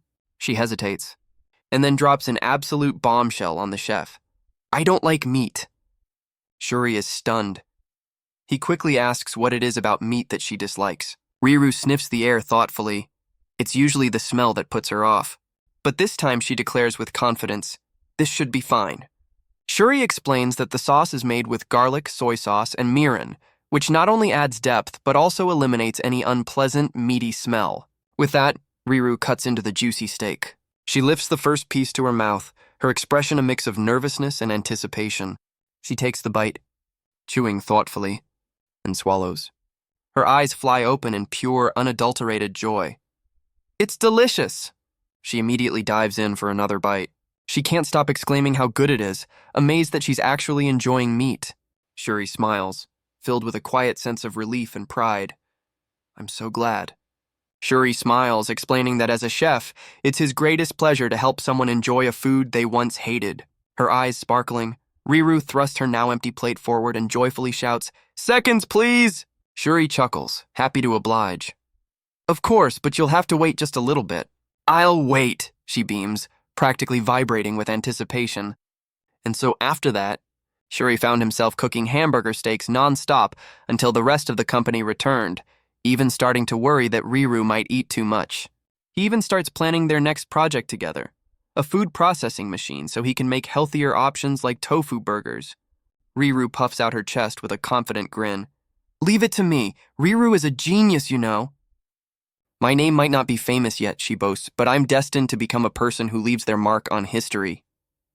She explains that the talent she possesses, magic engineering, is a unique power, fundamentally different from strict sorcery. "Sorcery," she explains, "is the art of manipulating your own magical power to create phenomena out of thin air. But magic engineering imbues that power into an object, changing its very properties like shape and hardness. In short, sorcery creates something from nothing. While magic engineering is useless without a physical medium, Riru admits that she once longed for the talent of a sorceress, but the path of an engineer was a much better fit for her. So she dedicated herself to her craft, spending her days buried in books, constantly inventing through trial and error. For Riru, those were happy times. But for Ganlave, they were often a source of major headaches. While Riru's skills were invaluable for tasks like building fortifications for the company, the astronomical cost of her research and development was a constant nightmare for Ganlave, who had to manage everything from strategy to accounting all by himself. He'd often be found staring at her expense reports with a pained expression, while Riru watched from the shadows, riddled with guilt. Ganlave couldn't help but worry, thinking, to be honest, most of her inventions are still a long way from being practical. This only fueled Riru's own impatience as she desperately tried to create something useful for the company, pushing herself to her absolute limit. Suddenly, a voice cut through her thoughts. Cooking utensils? It was Ganlave. The tools from Shuri's hometown are different from ours, he explained. I need you to make what he wants. Shuri is the new cook who just joined us, and his food is the best I've ever had. But Riru admitted she'd been hesitant to even talk to him. He's so mysterious, she thought, watching him from afar. And his cooking skills are on another level. It's intimidating. Ganlave just smiled. Don't look so down about it. Besides, Riru, you might actually find him fun to talk to. What do you mean? She asked, still unsure. You'll see, he replied with a knowing smile. Riru admits that at the time she had no idea what Ganlave was talking about, but she was about to find out. When Shuri first requested a knife, a cutting board, and a frying pan, Riru was honestly disappointed. She wanted to create grand inventions, not simple cooking tools. But as she looked closer at Shuri's blueprints, she saw tools with shapes and concepts she had never encountered before. She saw his unwavering obsession with having the perfect tools for the job. In that moment, she realized Shuri wasn't just a cook, he was a master craftsman. A sly grin spread across her face. Just like Ganlave said, talking with Shuri is interesting. And it didn't stop there. Shuri began to casually explain concepts from his world, like mixing carbon into metal, or using heat to remove impurities. In this world, such techniques were the exclusive domain of blacksmiths and weaponsmiths. Riru's mind was blown. Wait, explain that right now. He had just revealed what was considered a closely guarded trade secret. So secret, in fact, that Riru had once been banned from a forge just for trying to learn about it. To Riru, Shuri's knowledge was a treasure trove of alien concepts and unheard-of information. Bombarding him with questions, she asked what metal is even made of. His answer only confused her more. Atoms? Shuri dives into a crash course on chemistry, explaining that all matter is made of tiny particles called atoms, which combine to form molecules. Riru is completely overwhelmed. She starts asking about the fundamental nature of everything, the air, the earth, water, even the food they eat. And to her, every answer Shuri gave was more fascinating than the last. Looking at an iron ingot, she has a sudden realization. Based on what Shuri's told her, this continent's magic engineering is still primitive because the metal is full of impurities. The key is to remove them. Though it's her first time attempting such a refinement, she feels Shuri's knowledge guiding her magic. She realizes that in magic engineering, it's not about talent, it's about believing you can do it. Just as the legendary magic engineer Alturia once said, and in that moment, it all clicks, allowing her to forge an ingot of a quality she's never seen before. This is incredible, Riru, Shuri exclaims, admiring the new pan. With this, I can make some truly satisfying dishes. Riru reflects on the process. Shuri's standards were so astronomically high that it was a constant struggle to keep up, but she realizes this is the uncompromising nature of a true genius, one who relentlessly pursues perfection. Yes, she thinks, looking up at him with awe. Shuri is a genius whose imagination far surpasses my own. She's utterly captivated, and so after all their hard work, it was finally complete. The magic engineering stove, a revolutionary device born from the fusion of Riru's experience and Shuri's seemingly endless stream of ideas. Riru reflects that Shuri's input provides a constant source of new stimulation, unlike anything she's experienced before. For the first time, she feels an unparalleled sense of accomplishment, a fulfillment far beyond any of her previous inventions. The knowledge may have been borrowed, but the masterpiece was forged by her own two hands. Shuri cheerfully declares, "With this stove you've made, Riru-san, I'm going to cook all sorts of delicious food." Riru leans back, a smug, satisfied smile on her face. She realizes this feeling of creating an ultimate masterpiece isn't just about having superior ideas or techniques. This stove isn't a weapon of war. It's a tool for everyday life, something that will remain in the culture and history long after the fighting stops. This is the kind of legacy she's always wanted to create. She'd spent her entire life dedicated to magic engineering, sacrificing everything for her research. But no, that's not right. It was Shuri. He was the one who gave her this incredible opportunity. A warm, gentle feeling fills her heart. Just then, Shuri presents her with a brand new dish, the very first meal cooked on their revolutionary stove. She takes a bite and is completely blown away by the incredible flavor. For the first time in her life, Riru finds herself thinking that meat is actually delicious. The tender meat simply melts, flooding her mouth with savory juices. But what truly elevates the flavor is the sauce, a taste that feels like it was made just for her. She realizes that Ganlave's seemingly wasteful hobby of collecting rare spices wasn't a waste at all. That wonderful aroma of soy sauce, combined with other seasonings in Shuri's hands, they create something magical. Riru is stunned. She understands now that this isn't just about making exotic food. This is true skill. He takes existing ingredients and, through a perfect golden ratio, creates something entirely new. This, she realizes, is the very essence of creation. She happily devours the meal, savoring every single bite. After they finish, Shuri already has more requests, asking her to create new tools for processing ingredients. Riru gives a confident thumbs up. If it's to make more delicious things, she'll gladly cooperate. But she has a question. Shuri, how do you come up with so many incredible ideas? He thinks for a moment. Well, he admits, at first all I ever did was fail. Riru is stunned. Failures? You? But you're such an amazing cook. Shuri recalls his early days when his strict father would make him eat every single one of his burnt, failed creations. She's surprised to hear about his tough upbringing. But that's the father I admired, Shuri says with a smile. That harsh training is the foundation for all the skills I have today. He continues, explaining that a solid foundation isn't enough. He's constantly thinking and experimenting to find new ways to make things more delicious. People call that ingenuity, he says, and I try never to forget that spirit. His words strike a chord deep within Riru. I'm just doing my best every day. He finishes with a gentle smile. The word ingenuity echoes in Riru's mind as she stares at him, completely starstruck. This sparks a sudden moment of self-reflection. What has she been doing all this time? Even the inventions she proudly showed off were just a pile of impractical, unfinished junk created out of arrogance and a lack of real effort. As a result, she just kept making more and more useless tools. Her constant, expensive experiments were a logistical nightmare and were putting a serious strain on the company's entire budget. She realizes she was never satisfied with improving what already existed. Instead of trying to make things better, she would just create something for the thrill of it, get her brief satisfaction, and never aim for what lay beyond.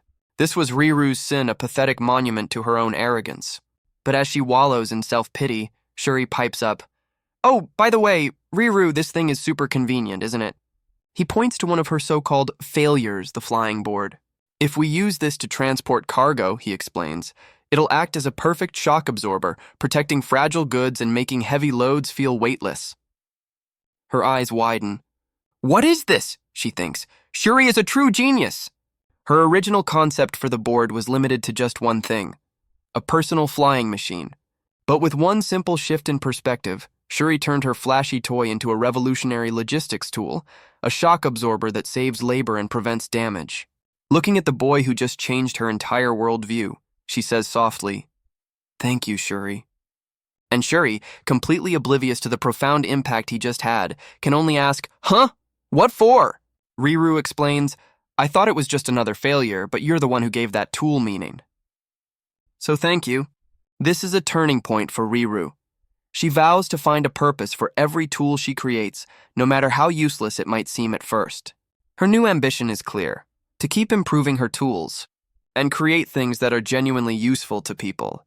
Sometime later, a voice cuts through the quiet landscape. So Riru, what did you need me for? It's Ganlave, summoned by the ever-enthusiastic engineer. With a spark in her eye, she announces, "I want you to see my new invention." Ganlave's face immediately falls. "Is it another one of your works in progress?" he asks, already picturing the bill. But Riru shuts him down with a confident smirk. "Nope. This time it's a finished product. Riru presents a small dark orb. I made two. First, take a look at this. Ganlave eyes it suspiciously. What is this rock? She just smiles. Just watch. With a powerful cry, she hurls it into the distance, and it erupts in a massive explosion. Ganlave is utterly speechless. He stammers, "Was that an exploding stone?" She explains that once the command word is spoken, it detonates in 3 seconds. Ganlave starts to panic. Hey, this is way too dangerous. What if it just goes off in my pocket? But Riru just winks, assuring him, don't worry, I've taken safety measures, probably. Riru explains the first safety feature. The stone has a grip-activated lock and won't arm unless it's held firmly. Second, the countdown only begins after it leaves your hand, so it can't detonate prematurely. And third, a proximity failsafe prevents it from exploding if it detects the user is too close. And where did these brilliant practical safety features come from? They were all ideas she got from Shuri. Ganlave is completely floored. Hey, I never heard anything about this. But Riru's presentation isn't over. She pulls out her next creation. The timed incendiary stone. She points towards a distant rock. In 5 seconds, she says calmly, that spot will be on fire. 4, 3, 2, 1. And right on cue, the target erupts in a massive pillar of flame, leaving Ganlave speechless once again. He's at a complete loss for words. Wait a minute, Ganlave stammers. You're a magic engineer. You shouldn't even be able to use magic. Riru explains that the stone's timer can be set for up to 2 hours, and the fire it creates burns for only a few dozen seconds before vanishing completely. Incredible, Ganlave murmurs, realizing its potential. For covert operations, it would leave behind no evidence. A smile finally breaks across his face. I see. This isn't just another one of your expensive toys. I'll allocate the funds. He tasks her with further research and improvement, and Riru coolly accepts. But as Ganlave stares at the crater, he can't help but wonder, when in the world did she develop such an amazing tool? Just now, Riru answers, as if reading his mind, leaving Ganlave dumbfounded. Hey, stop joking around, he sputters. There's no way you could create a spell with so many complex effects in such a short time. But Riru cuts him off. This isn't a new magic spell, she says with a knowing look. Look closer. Ganlave stares at the stone, completely baffled. How many magic runes did you carve into this? He yells. With this many, it should have gone berserk by now. But Riru didn't just carve runes. She used a concept she learned from Shuri to create something revolutionary. By arranging the runes to control the flow of magic, she created a stable system with complex functions like touch and keyword activation, a system she calls a magicgram. Ganlave just laughs. Riru, you're a genius, he says, completely in awe. I can't believe you made something like this. But Riru doesn't see herself as a genius at all. To her, the real genius is Shuri.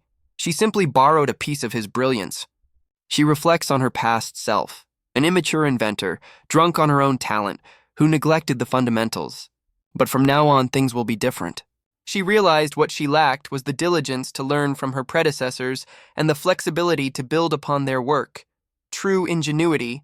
She resolves to become a creator with purpose, vowing to work hard until her ingenuity one day surpasses even Shuri's, and history would remember her for it. Riru Blanche would become known as a hero who profoundly shaped the future of civilization. Many of her inventions are still used in the modern era, with the magic stove being a prime example, a device now indispensable to everyday life. Communication devices, magic-powered vehicles, countless tools that support modern society were born from her mind. People would come to call her the mother of invention, as her techniques became the very cornerstone of the era's technology. Amidst the chaos of war, Riru Blanche created countless tools, not just for battle, but to enrich the lives of the people. After the kingdom was established, she was appointed chief royal magic engineer, but she resigned from the post soon after. Instead, she founded a private magic engineering school, passing on her knowledge to countless students while continuing her own research. This would become the Blanche Magic Engineering Academy, which remains the largest and most advanced research institution on the continent to this day. Since its founding, the academy has a rich history, yet surprisingly few departments are dedicated to weapons research. Riru Blanche left behind a final message. My technology is not for war. If technology is developed solely for conflict, it will only transform war into something far worse. The justifications for battle would shift, the scale would escalate, leading to a terrifying future where the entire continent is scorched, leaving no one behind. Riru Blanche feared this outcome, and her ideals were passed down through generations of magic engineers who followed her. At the very root of this philosophy for peaceful technological development are the words that became the Academy's guiding spirit: ingenuity. History also records a more personal detail. She was an unparalleled lover of Hamburg steak and loved seeing everyone eat it with a smile. A look of pure bliss, but one theory suggests her love for the dish was more than just a passing fancy. Because to speak of her, you must first speak of the man named Shuri Azuma. They say the line between a fool and a genius is paper thin. To understand the man, we must go back to his elementary school days, and to a boy named Yamagishi. He and Shuri were inseparable childhood friends, staying together all the way through high school. Their friendship began in the 3rd grade. It started the day Yamagishi saw Shuri's lunch and felt an overwhelming urge to vomit. It was a bento box filled with a pitch-black, crunchy, and utterly disastrous-looking meal. This continued every week, and Yamagishi watched with growing horror as Shuri seemed to get thinner and thinner. Finally, unable to take it anymore, he asked, "Are you okay? Is your mom a terrible cook or something?" Shuri froze. "No," he replied with surprising seriousness. "This is my own failure." Yamagishi, completely baffled, asks, "Did you read a cookbook or something?" Shuri is stunned into silence, but those simple words were the spark that awakened the young chef. A brilliant idea strikes him. "That's it! I just need to read a cookbook, thank you!" Yamagishi grins. "Well, if you make something good, share some with me." And from that day forward, everything changed. Within 2 months, Shuri's bento boxes transformed from disasters into culinary masterpieces, leaving Yamagishi in awe. This shared interest in food sparked a friendship, and the two boys quickly became inseparable. As they grew closer, Yamagishi realized something peculiar about his new friend. Outside of the kitchen, Shuri was completely, utterly average in every way, not particularly good or bad at anything. But then, during a school trip, panic erupts among the teachers. "Have you found him?" "No, he's nowhere to be seen." "That kid Shuri has been gone since morning." The teachers cry out, "He's missing!" They eventually find him, but the situation only leaves his teacher more stressed. Turns out Shuri had wandered into the hotel kitchen, where the chef asks, "This child has been in here all morning, is he one of your students?" And Shuri is absolutely beaming. Watching his friend get an earful from the teacher, Yamagishi came to a simple conclusion. This guy isn't normal. This pattern continued. Even on a trip to a theme park, Shuri was completely lost, asking, "What is this place for?" Realizing his friend needed a guide for the normal world, Yamagishi stuck by Shuri's side all through middle school. Thanks to his friend's influence, Shuri's behavior gradually settled, and he started to be seen as just a regular kid by everyone else. For high school, he enrolled in a local school nearby, and it was there that Shuri started to become famous. It all started during the culture festival, when his class decided to run a simple yakisoba stand. But Shuri declared, "We're not making just any yakisoba. I'll make a 5-ingredient enkaki sauce for it." Ignoring the bewildered looks from his classmates, he single-handedly gathered all the necessary tools and ingredients himself. "If we're going to sell something," he announced, "it can't be ordinary. When it comes to my cooking, there is no compromise." He immediately took charge, instructing everyone to fry the noodles until they were perfectly crispy on both sides. And the ingredients he brought were on another level entirely. First, he prepped the meat and vegetables, then meticulously deveined the shrimp. He stir-fried the pork and vegetables, then coated the shrimp in potato starch before combining everything back in the wok.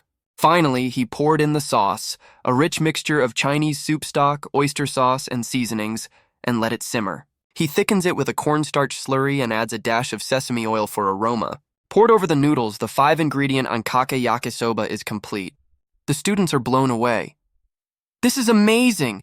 The sauce makes it feel like we're at a real restaurant."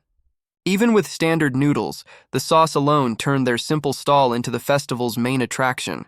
The ankake yakisoba was a massive success. For the remaining 2 festivals before graduation, Shuri was put in charge of the food stalls, and he made every single one a hit. Throughout those 3 years, his friend Yamagishi was always by his side, whether they were studying or just hanging out. He even became the official taste tester for Shuri's culinary experiments. To call them best friends was an understatement. Of course, Yamagishi got into his own fair share of trouble, too. Like the time in high school when Yamagishi went on a solo trip abroad, got into some kind of incident, and went completely off the grid until the day before the closing ceremony. He just laughed it off, saying he was gambling.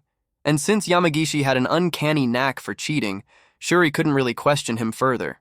Before they knew it, high school was over. On the phone, Shuri confirms his plans. Yamagishi asks, "You're heading to Tokyo, right?" Lounging on his couch, he adds, "Well, I'm sure your passion won't change no matter where you go." Shuri quietly agrees. "Yeah, I don't want it to.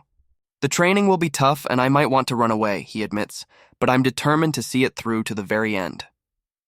A knowing smile from his friend. "Of course you will," Yamagishi says. "You're the guy who said he wanted to make miso and then actually went and made it from scratch, starting with the soybeans." Shuri laughs. "Well, I did fail a whole lot along the way. But in the end," he recalls, "I made something even better than the store-bought stuff." A fond memory.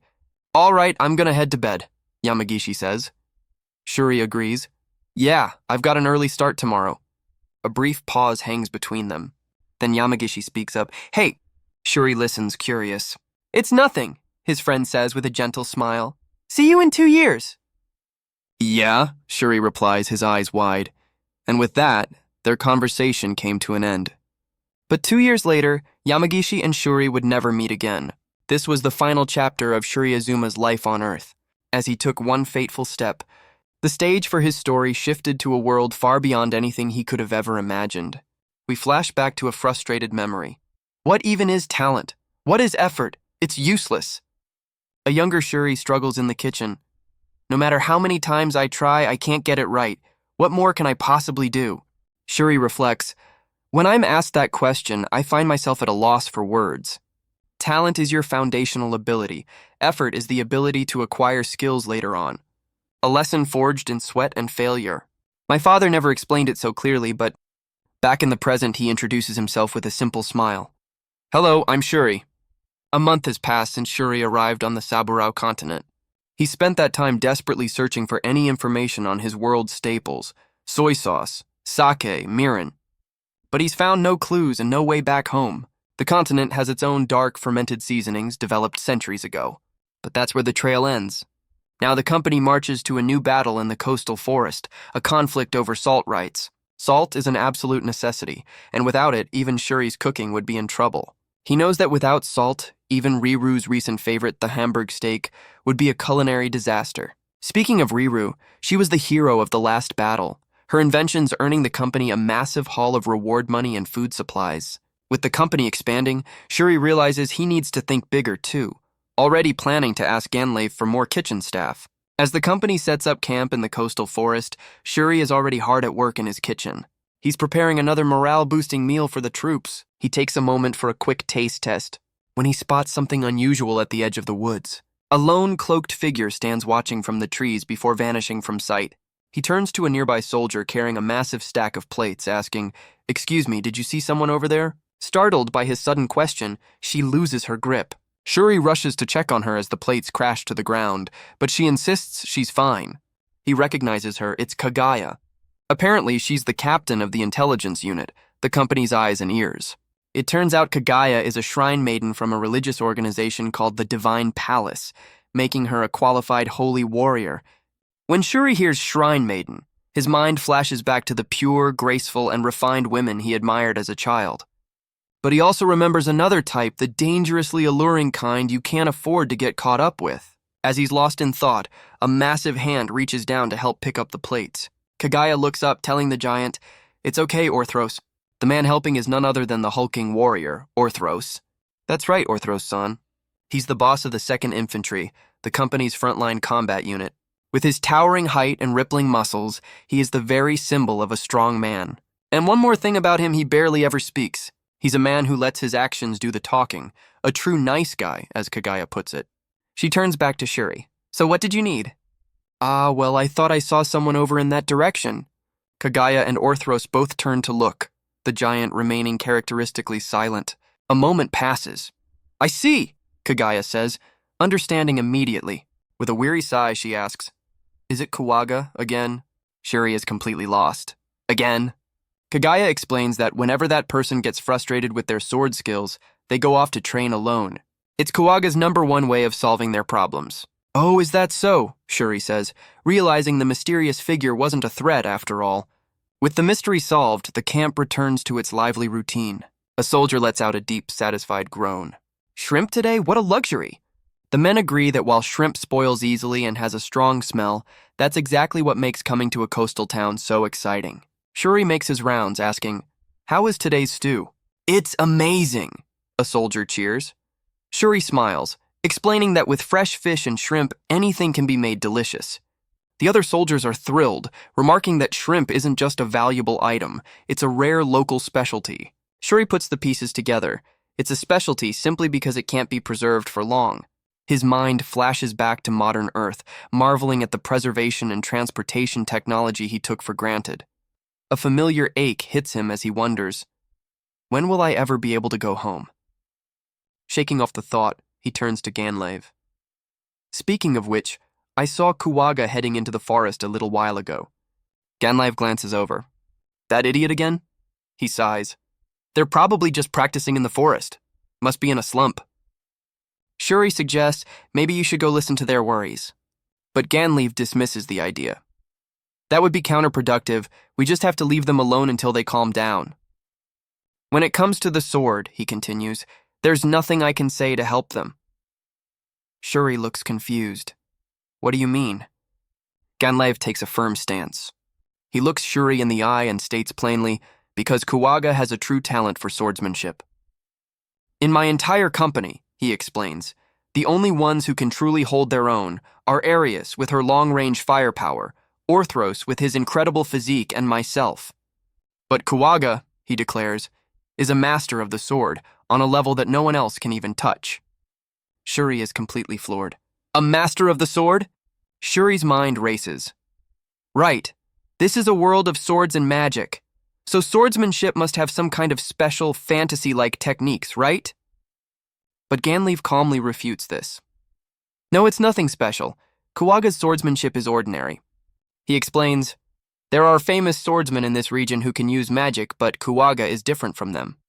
Shuri's eyes light up with excitement. A magic swordsman! That's every boy's dream! But then he catches himself. Wait, Kuwaga is different? We finally see the mysterious figure, Kuwaga, poised for battle.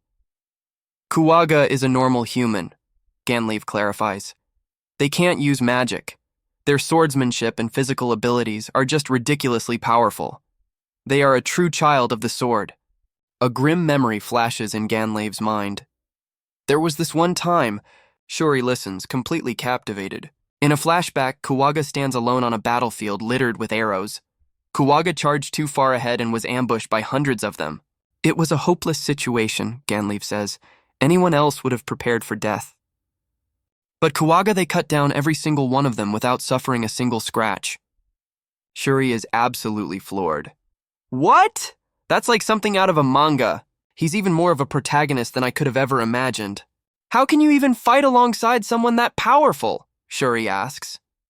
Ganlave smirks. I'm blessed with a good memory. If I see a technique once, I can counter it. Orthros has his incredible physical strength, and Arius can fight from outside of engagement range. Basically, Ganlave admits, if we fight Kuwaga on their terms, none of us can win. The only reason I can even keep up is because of my memory and a few cheap tricks. He looks off with a grim respect. Someone with that much talent and skill who never stops training one day, they'll leave me in the dust. Shuri can only stare, stunned by the commander's raw honesty. So what could a master swordsman like Kuwaga possibly be worried about? Shuri asks. Ganlave sighs. To be honest, I have no idea. He recalls how Kuwaga's way of thinking about combat is on such a different level that it's completely incomprehensible to him. It's like I caught a glimpse of the abyss between a prodigy and a true genius, Ganlave admits. All I know is that they're troubled, and if training alone in the forest is their answer, then it's not my place to interfere. But there's no need to worry. Ganlave smiles with complete confidence.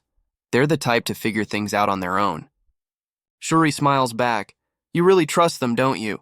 Ganlave gives a knowing smirk. Seeing his commander relax, Shuri offers him another drink. That's what Ganlave said. But the very next day, Kuwaga once again disappeared into the forest alone. And despite his commander's confidence, Shuri just can't help but worry. He can't shake the feeling that something is deeply wrong. This is no good, he thinks. What on earth am I supposed to do?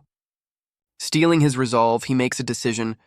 That night, Shuri ventures into the dark woods himself, lantern in hand. Whoa, it's darker than I thought. The eerie silence and creeping shadows start to get to him. Okay, I'm starting to get scared. He pushes on, recalling a piece of information. I'm pretty sure there's a clearing just up ahead. When suddenly something catches his attention, he steps into the clearing and freezes. There, bathed in a sliver of moonlight, stands Kuwaga, sword held high. A sharp breath. Their eyes narrow, grip tightening on the hilt. Shuri is paralyzed with fear. In an instant, Kuwaga explodes into motion. They pivot with blinding speed and unleash a devastating slash. The blade cuts through the air like a silver flash. But as the strike connects, Kuwaga's eyes widen in shock. Frozen in place, Shuri can only process what he's just witnessed. The raw power, the perfect form. He thinks to himself, it's beautiful to think such a perfect display of martial arts exists in this world. I've seen the other mercenaries train, but this is on a completely different level. Suddenly, a sharp voice cuts through the silence. Who's there? In a blur, Kuwaga turns, their previous intensity replaced by a casual smirk. Oh, it's just you, Shuri. Don't scare me like that. Sorry, Shuri nervously explains. I was just worried because you kept coming out to the forest alone. But as he looks at his comrade, Shuri is struck by another thought. Still, Kuwaga-san is a surprisingly beautiful young man. Shuri thinks to himself, androgynous features that could belong to a beautiful woman, but on the battlefield, they're a warrior worth 1,000 men. Damn it, he's just too cool. Is that so? Kuwaga says with a sly grin. I was sure Ganleave sent you. Oh no, Shuri explains. He was just lamenting that he couldn't solve your troubles on his own. Kuwaga's smile softens. That's right. Many of my worries are too heavy a burden for Ganleave. Without another word, Kuwaga pats the ground beside them. Well, you sit down too. As Shuri sits, Kuwaga remarks, still, for you to notice me, you're surprisingly sharp. I guess I was so absorbed in my training that I didn't even realize, Kuwaga admits with a laugh. But then, their expression turns serious. However, I don't think you can solve my problems. Shuri's gentle smile doesn't falter. Maybe not. But I think just talking about it might make you feel a little better. Kuwaga considers Shuri's words. You think just talking will help? They ask, a faint smile appearing. All right. It's been a while. Let's see if you can lighten this burden. Their expression turns grim as they finally confess, the thing is, I'm in a slump. Shuri is stunned. Kuwaga explains, you've seen Riru, right? She's been working so hard creating these amazing things that contribute so much to the war, but all I can do is swing a sword. But that's a necessary skill, isn't it? Shuri asks, confused. Kuwaga's gaze hardens. I can't just accept that. Tools are important, they admit, looking up at the trees. Their hand tightens into a fist, but a situation where the power of the tool surpasses the user is just wrong. In the end, you have to be able to rely on your own skill. Their eyes narrow with frustration. And yet my sword couldn't achieve better results than her exploding stones, Kuwaga explains. Suddenly, those stones appeared and stole the show. It made me impatient. I felt I had to be stronger, faster, but the moment I thought that, my sword felt dull. Shuri listens, trying to understand. I don't get all the details, but is this a mental block? He quickly diagnoses the problem. Your anxiety and impatience dull your swordsmanship, and feeling that dullness only creates more anxiety. It's a vicious cycle. Shuri feels helpless, thinking, just listening won't solve this, and since I've never even been in a fight, I can't offer any real answers. But a flicker of determination crosses his face. Still, there has to be something even I can do for Kuwaga. A memory flashes through his mind, a voice from his past in the kitchen, and suddenly an idea sparks. With his plan set, Shuri calls out, Kuwaga-san! He flashes a disarmingly bright smile and asks, Aren't you hungry? Kuwaga is completely thrown off. Huh? Shuri explains his simple logic. When you're hungry, your worries just get worse. So first let's fill your stomach. The master swordsman is utterly bewildered. A short while later, back at the camp kitchen, Shuri presents a spread of ingredients. Thanks for waiting. Kuwaga stares at the supplies, still a bit dazed. Whoa, you brought a mountain of stuff again. Now in his element, Shuri declares, all right, for tonight's late meal, I'll be making a dish with horse mackerel. Kuwaga seems surprised by the choice.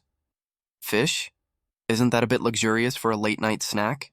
Shuri gives a confident wink. Ganlave won't get mad at me for serving a feast to someone who's trying their best to overcome their troubles. All right then. The ingredients I've brought are horse mackerel, Sancho pepper, and my special tartar sauce. This tartar sauce is a personal specialty of mine, made with egg, onion, mayonnaise, vinegar, salt, pepper, and parsley. Even the mayonnaise was a real challenge to figure out here. The ingredients are simple: egg yolk, oil, vinegar, lemon juice, salt, and sugar. But it's a condiment that requires real patience and technique. If you add the oil too fast, it'll curdle instantly. But I'll prove to you that all the effort I put into perfecting these two wasn't for nothing. Kawaga watches him, intrigued. So what are you going to do with that fish? Shuri's eyes practically sparkle. I'm going to fry it. Kawaga's face lights up. Fried food? I love fried food. That's great. Shuri's cheerful demeanor vanishes, replaced by the focus of a master chef. Well then, let's begin. First, he expertly scales and fillets the horse mackerel with practiced precision. He meticulously removes every tiny bone, a small but crucial step to ensure the perfect eating experience. Next, he seasons the fillets with salt and a splash of ginger juice. Then he pulls out a special piece of equipment, a portable refrigerator custom-made by the genius inventor Riru. He recalls how much effort she put into his request, working tirelessly to bring his idea to life. Of course, he paid her back in the best way he knew how with an enormous batch of her favorite Hamburg steak. He places the seasoned fish inside to chill, and now we wait. Kawaga is confused. You're not cooking it right away? Shuri just smiles. Patience. It needs a little time. To pass the time, Shuri pulls out a bottle of wine. How about a drink while we wait? Kawaga's mood instantly lifts. Yeah, a drink after training is something special. Shuri smiles. So you have a palate for this kind of thing, Kawaga? Nah, Kawaga replies with a grin. Good wine is just good wine, simple as that. Shuri scratches his head sheepishly. I see, to be honest, I can't really drink much myself. Besides, I'm a chef, he explains. I can't afford to dull my sense of taste. But, he adds with a wink, sometimes you just have to let loose.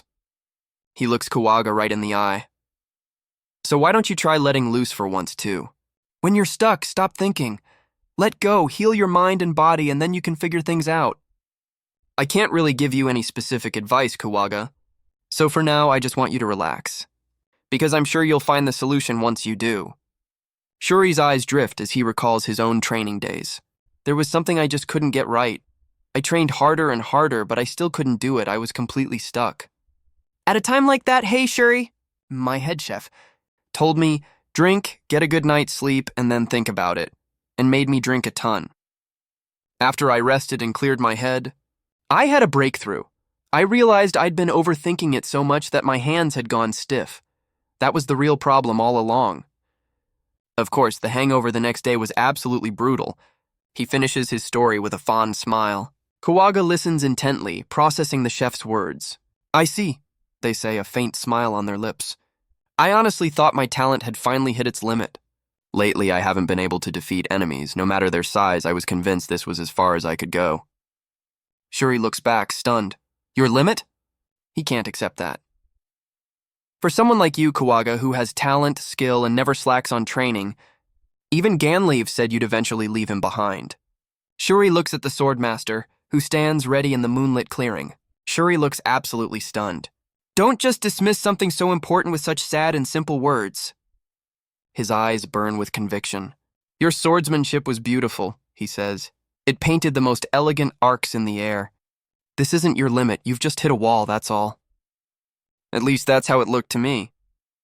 That's why you have a duty not to give up. It's the responsibility of someone with your talent. You have the power to show a dream to those without talent, to inspire them with your very existence, to lead by example. Kawaga is left utterly speechless. A wall, huh? They whisper, a small, thoughtful smile finally breaking through their despair.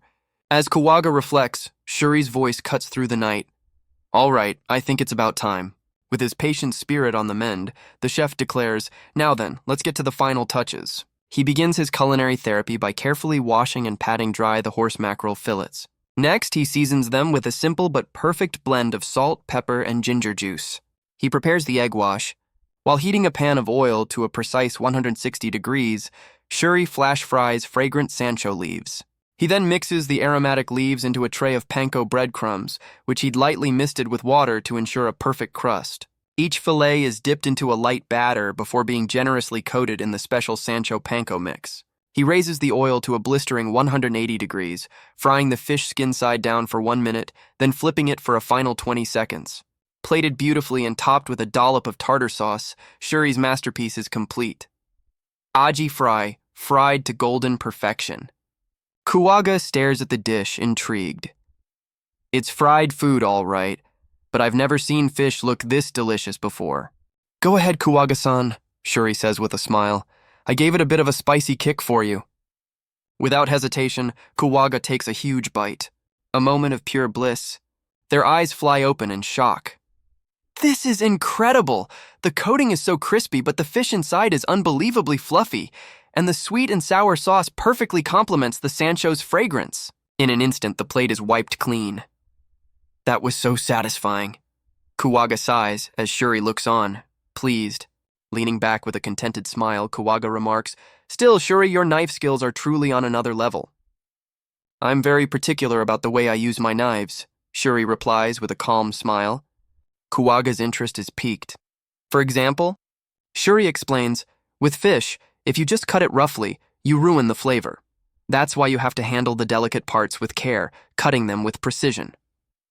Kuwaga quietly repeats Shuri's words, handle with care, cut with precision.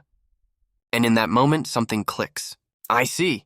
I've been completely mistaken, Kuwaga exclaims, suddenly flustered. With my physique, brute force is out of the question, and I can't just rely on techniques alone.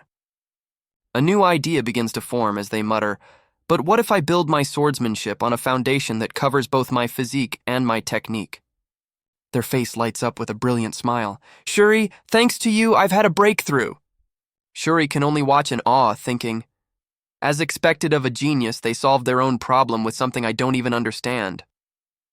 I'm going to practice one last time, then I'll head to bed, Kuwaga says, turning to leave. You go on ahead and get some rest. With a look of pure determination, they plead, please, just leave me alone for a bit.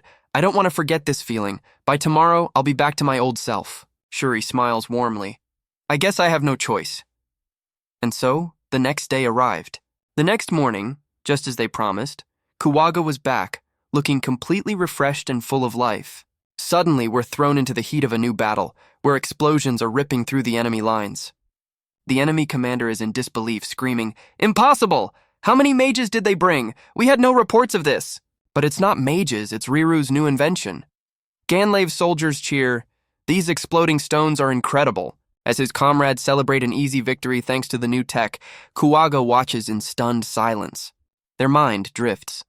My name is Kuwaga, captain of the 1st Infantry Unit. My job, my pride, is to be the first to charge the front lines and cut down the enemy. My subordinates feel that same pride, knowing we work the hardest and earn the most.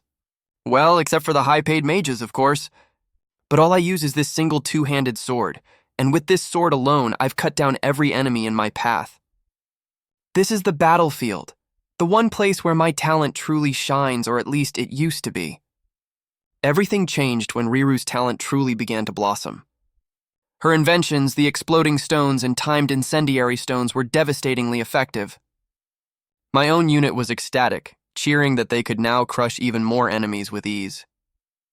But as for me, I couldn't bring myself to celebrate. I took pride in felling my foes with my own 2 hands with the strength of my own arms. But if these exploding stones can do it all for us, a dangerous thought began to take root. And that is unacceptable. To understand why, you have to go back to the roots of my swordsmanship, back to the slums that created me. Ganleaf and we survived by supporting each other in the filth of the slums. And I was always confident in my skill with a sword. Ever since I was a child, I've fought off guards and thugs, honing my blade in countless life-or-death battles. Ganlave was the only one who could match me, a rare genius. A prodigy who could master any technique I bled to learn just by seeing it once. But now, as a commander, Ganlave no longer fights on the front lines. So it's my duty to be his vanguard, to cut a path for him and make his dream a reality with my sword. However, my sword has grown dull. I felt this desperate pressure to outperform those new tools, to prove my worth, and in my haste, I began to lose my way. As a result, my blade hesitates, my fundamentals crumble, and my body moves without discipline. In their mind, Kuwaga sees themselves at the bottom of an impossibly long staircase, admitting, maybe this is the limit of my talent. Back in the present, an angry voice erupts from the training grounds. What was that? Say that again! It's Kuwaga, grabbing one of their own soldiers, who stammers, Captain, I'm just saying instead of sword training right now. The soldier nervously finishes his thought. Wouldn't it be better to think about how to best utilize the exploding stones? Kuwaga's face twists in fury. We are soldiers. Our duty is to crush our enemies with our own blades. But the soldier stands his ground. But Captain, it's a fact that we can achieve results more safely and efficiently that way. That's enough! Kuwaga shouts, turning their back on the squad. A strained, bitter smile. For several days now, Kuwaga has been training alone in the woods after every meal. The next battle is just days away. I have to get my swordsmanship and my confidence back by then, they resolve. To push past their limits, Kuwaga engages in a special kind of training, facing a phantom opponent in the woods. Through extreme concentration, they manifest an enemy from their own mind, the idealized version of themselves, the perfect warrior they believe they should be. The duel begins. Their blades clash with blinding speed, but Kuwaga is immediately overpowered, struggling against the phantom's perfect form. Their sword groans under the pressure. The phantom's assault is relentless, a reflection of Kuwaga's own self-doubt. In a flash, the ideal warrior kicks Kuwaga's blade aside. Disarmed and defeated, Kuwaga can only watch as their perfect self fades away. It's no use. I'm a complete failure, Kuwaga thinks. My heart is in turmoil, and my sword follows suit. Their confidence is shattered. They try to understand the reason their blade has grown so dull. Is it because their soldiers now rely completely on exploding stones, forgetting their training and losing the pride of the infantry? No, that's not quite right. If you can defeat the enemy easily with tools, of course you should, Kuwaga reasons. So why do I hesitate? Why do I suffer? The answer is fear. Fear that when the tools are gone, their comrades will die needlessly. They imagine a soldier's final moments, wishing not for more strength, but for one more exploding stone. If they had just honed their skills, Kuwaga thinks, they might have survived, they might have won. I have no regrets if I die giving it my all, but to die filled with regret, that's what I can't bear. That's why I have to show them that in the end, all you can rely on is your own strength. But their intense training is suddenly interrupted. A presence in the woods. Kuwaga whirls around, instantly on guard. Who's there? A familiar face emerges from the trees holding a lantern. Excuse me, it's me. Kuwaga's eyes widen in surprise. Shuri, what are you doing out here? They remember the young man who joined their company as a chef about a month ago. Ever since he arrived, Kuwaga reflects, the entire atmosphere of the company has improved. Kuwaga recalls how Shuri's cooking made mealtimes a bright spot in their harsh lives. But to be honest, I still can't shake this feeling of distrust towards Shuri. They still don't understand how he just suddenly appeared on the Rinbel Hills that day. The food he makes is unlike anything they've ever seen. How did he learn to cook like that? And where in the world did he train? Kuwaga pushes the thoughts away. No, now's not the time to bring that up. They look at Shuri's teary-eyed expression and wonder, why does he look like he's the one who's been defeated?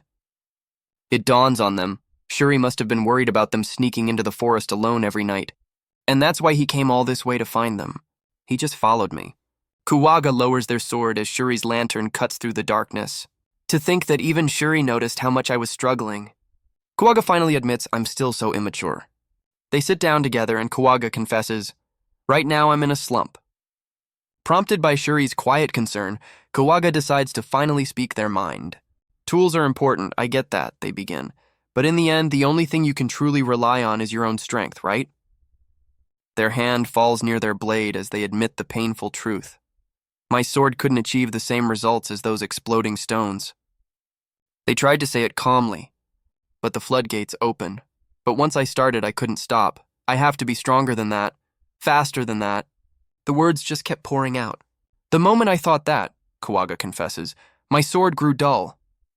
With a heavy heart, they finally admit their deepest fear. And then I realized I'm weak. They were consumed by a single thought. I'm jealous of my own comrade's success. I'm the worst kind of person. But seeing Kawaga at their lowest point, Shuri had just one thing to say. With a gentle smile, he asks, "Kawaga-san, aren't you hungry?" Kawaga is completely stunned. "Huh?" And just like that, Shuri took all of Kawaga's worries and decided to answer them with a meal. Kawaga scoffs internally. "Do you think I'm just some hungry child?" But Shuri knows his craft, thinking, even Ganlave couldn't have come up with this solution. As Kawaga watches, their perspective begins to shift. "It's strange all my worries suddenly feel so pointless." A small smile appears on their face. "Is this another one of Shuri's skills?" Their eyes are drawn to his hands. As a master of the sword, Kawaga is mesmerized by Shuri's precise knife work, seeing it as if it were a legendary blade. They analyze his every move. What is that? There's something profound in that movement. Shuri places the prepared fish into a strange, boxy device. He turns to Kawaga with a cheerful smile. "Now we just have to wait a little." Pulling out a bottle of wine, he asks, "How about a drink in the meantime?" As they sit together, Shuri admits, "I can't really give you any advice, Kawaga-san. I just want to create a space where you can think things through more easily." Kawaga processes this simple kindness. "Just by talking about it, I feel better, relax, huh?" Kawaga's internal monologue begins. Shuri is surprisingly sharp. He's a good person who can truly empathize with another's pain. A wave of regret washes over the swordmaster. "And I doubted him." As Shuri beams with pure innocence, Kawaga winces. "My conscience is killing me." Kawaga reflects on Shuri's journey. He's been through so much since coming here, and all I did was treat him with suspicion. In that time, he earned Ganlave's trust and became close with Riru. A flashback shows Shuri surrounded by his new friends. He's kind, but physically weak. He's smart, but has no combat skills. He's just an ordinary person. And that realization hits Kawaga hard. And here I was, thinking my own talent had reached its limit. As Kawaga trembles, they think, and I was so worried about my own limits. Those were the words I never wanted to admit, that I lack the body, the strength, and the natural talent for the sword. And yet with every life or death battle, I clawed my way to becoming stronger. That was my pride, but now, I've hit my limit. But Shuri cuts through the despair. "Don't say something so sad, dismissing it all so easily. Your swordsmanship was beautiful, Kawaga-san. You haven't reached your limit, you've just hit a wall." Kawaga is left utterly speechless. Their mind flashes back to the grim reality of their life. But a sword is just a tool for killing, and my hands are stained with blood. To call something like that beautiful and to say I've only hit a wall, Shuri's words hang in the air, leaving Kawaga in stunned silence. "A wall?" Kawaga murmurs, deciding to trust Shuri's perspective just this once. If my sword has truly hit a wall, then there must be a technique to shatter it. Something I've overlooked, something within myself. Shuri suddenly stands, breaking the silence. "All right, it's about time." With a cheerful smile, he returns to his element, masterfully preparing the meal. "It's ready," he declares, presenting a plate of perfectly fried shrimp. "Please, eat up, Kawaga-san." Kawaga takes a hesitant bite, and the sound of the perfect crunch fills the air as their eyes go wide. They are utterly astonished. The outside is impossibly crispy, yet the inside is unbelievably fluffy, as the rich umami of the shrimp explodes in their mouth. "The outside is so crispy, but the inside is fluffy," Kawaga exclaims, "and this sweet and sour sauce, it's perfect." With a genuine smile, they look up at the chef. "But seriously, Shuri, your knife skills are something else." Shuri explains his technique simply. "You have to cut the soft parts as if you're stroking them." The words echo in Kawaga's mind. Cut as if stroking, and it all clicks. Kawaga realizes they've always tried to meet strength with overwhelming force, but that was never their path. They didn't need brute strength because they had their swordsmanship. Through countless battles, they had forged techniques that were about skill, not power. "Shuri!" Kawaga grabs him, eyes wide with revelation. "Thanks to you, I think I've had a breakthrough!" After sending the worried chef back to camp, Kawaga draws their sword once more, a new fire in their eyes. Their mind is clear. "Until now, I've been swinging my sword with only the strength of my arms. Now I will swing with my entire body." They channel the power generated from their legs, knees, hips, shoulders, arms, and wrists, transferring it all seamlessly into the blade. But it's not just about muscle, it's about bone. Understanding the range of motion, the tension, the center of gravity grasping everything. From the ground up, The power flows, and in that moment of clarity, a familiar figure appears. What is this? Their old ideal self stands before them once again. Their blades meet in a flash of steel. The phantom sneers, just being an ideal isn't all that impressive. But this time, Kawaga doesn't break. They push back. A sudden realization hits them. With a surge of power, Kawaga unleashes a devastating strike. All the force of their body is channeled into a single perfect cut, but the recoil is immense. A violent shockwave travels up their arm. The sword is ripped from their grasp. The impact was so incredible, Kawaga thinks. It exceeded the limits of my palm. The numbness has reached my shoulder. They stare in disbelief. Even after flying from their hand, the sword still had enough momentum to slice more than halfway through a thick tree. A relieved laugh escapes Kawaga's lips. Ha ha ha, it's exactly like Shuri said. They realize with stunning clarity. There was no limit. I was just hitting a wall I'd built myself. That entire night, Kawaga swung their sword, feeling as if they'd leaped 10 steps forward in a single session. They trained until the break of dawn, which earned them a very long lecture from a very worried Shuri. A lecture delivered with a gentle smile. That was, in Kawaga's opinion, absolutely terrifying. Once the scolding is over, Shuri asks, "So, did that solve your problem?" Kawaga gives a warm, confident smile. "Yeah, thanks to you." Sometime later, the drums of war beat once again as a massive enemy cavalry force charges. On the defensive, Ganleav's men spot the incoming threat. "The enemy is here! All right, get the exploding stones ready!" But before they can act, a lone figure streaks past them, charging headfirst into the enemy line. The soldiers can only watch in shock. "No, Captain!" one of them cries out. "It's too reckless to charge in alone!" But Kawaga is calm, thinking back to their epiphany. I understood something that day. As the enemy archers take aim and fire a massive volley, Kawaga's internal monologue continues. My sword has two faces. They leap directly into the storm of arrows. The first is the sword of awakening the Jukin, or gentle sword. With impossible speed, Kawaga deflects every single projectile, completely unharmed. Kawaga stands completely unscathed amidst a forest of arrows planted harmlessly in the ground. The enemy soldiers are absolutely stunned, their mouths hanging open in disbelief. But there's no time to rest as the cavalry bears down on them. Kawaga thinks, and the other face of my sword is the sword of overwhelming strength I've always possessed. They unleash it with a new name, the Gukin or Hard Sword, cleaving through an armored knight and his steed in one clean strike. They carve a path directly through the enemy ranks. Kawaga's mind is clear. My attack speed and reaction time are based on my composure and physical conditioning. They move like a blur, a perfect storm of steel and focus. And right now they realize they've improved to an incomparable degree. The sheer scale of their own power-up seems to take even them by surprise. A single warrior becomes a whirlwind of death, leaving a trail of destruction in their wake. From the sidelines, their own unit can only watch in awe. Amazing, Captain Kawaga, I never knew fighting like that was possible. That night, the camp erupts with a single word, cheers. The victory feast is in full swing. Another great victory, and it's all thanks to Captain Kawaga. Then, one of their subordinates approaches hesitantly. Captain... It's the very same soldiers who doubted them, now bowing their heads low. We're so sorry for our insolence. I know this is shameless of us, he says, but would you teach us the sword? Kawaga, mid-chew, can only think one thing. What a complete 180. They finish their bite, and with a gentle smile they reply, You know, that might be nice. And so a new chapter begins. To maintain a kingdom, military power is an absolute necessity. When the Tuitsu kingdom was founded, countless martial arts were born from the crucible of war. But over the last decade, most have faded into obscurity, leaving only two. One of them was the Kuga style, founded by one of the great heroes Kuwaga Yanagi. When this sword style was first unleashed, it was said that every enemy was cut down by techniques that seemed to defy human limits. The very plants were dyed so red with blood that the place became known in modern times as the Blood Garden. While records of Kawaga's slaughter exist, it has never been confirmed as fact. But one thing was certain, Kuwaga Yanagi truly possessed that much power.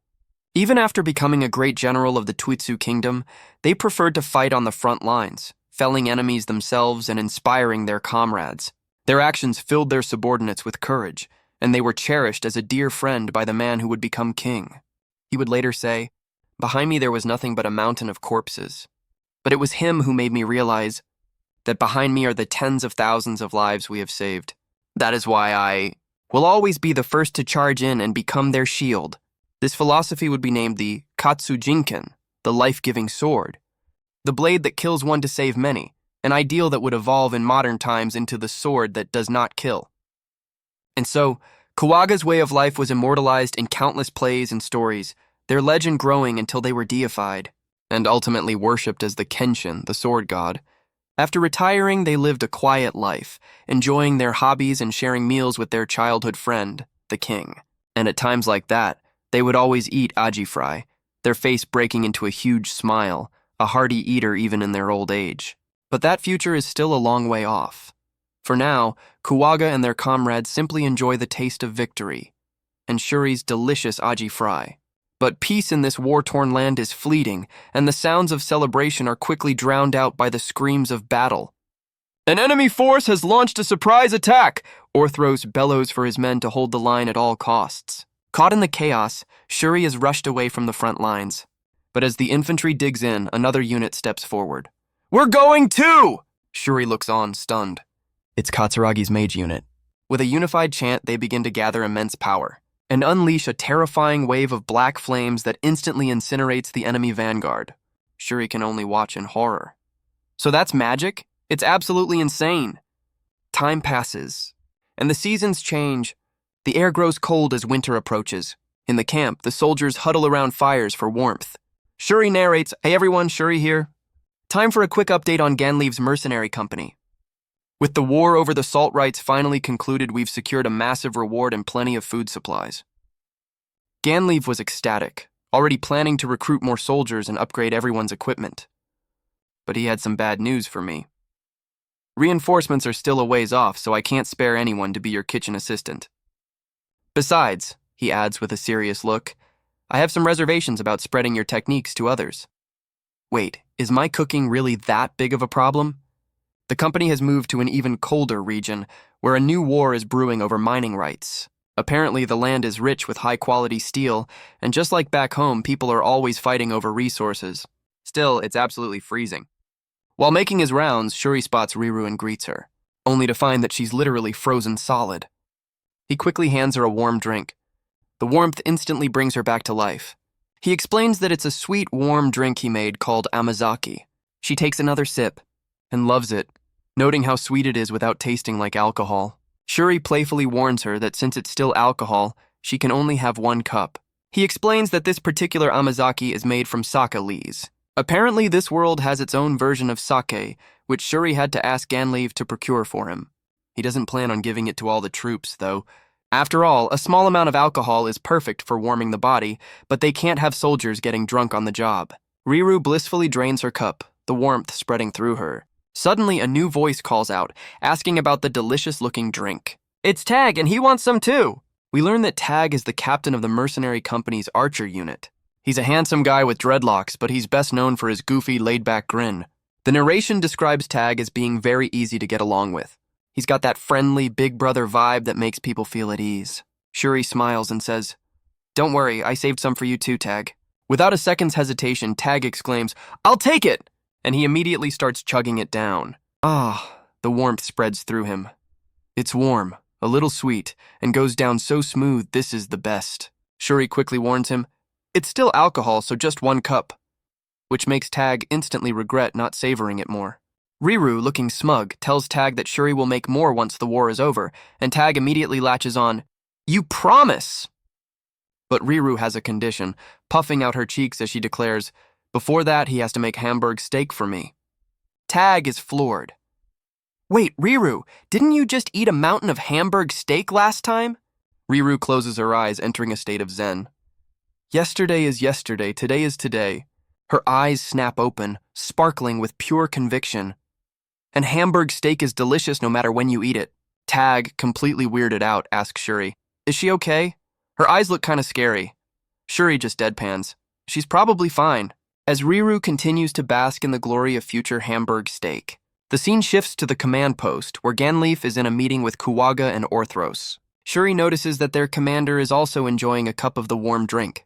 However, He mentally clarifies that Ganleav's version is non-alcoholic, made from rice koji, since the commander can't be smelling of booze during the day. Getting the rice koji was a struggle, and the koji mold itself is a treasure, so he can't just give it out to everyone.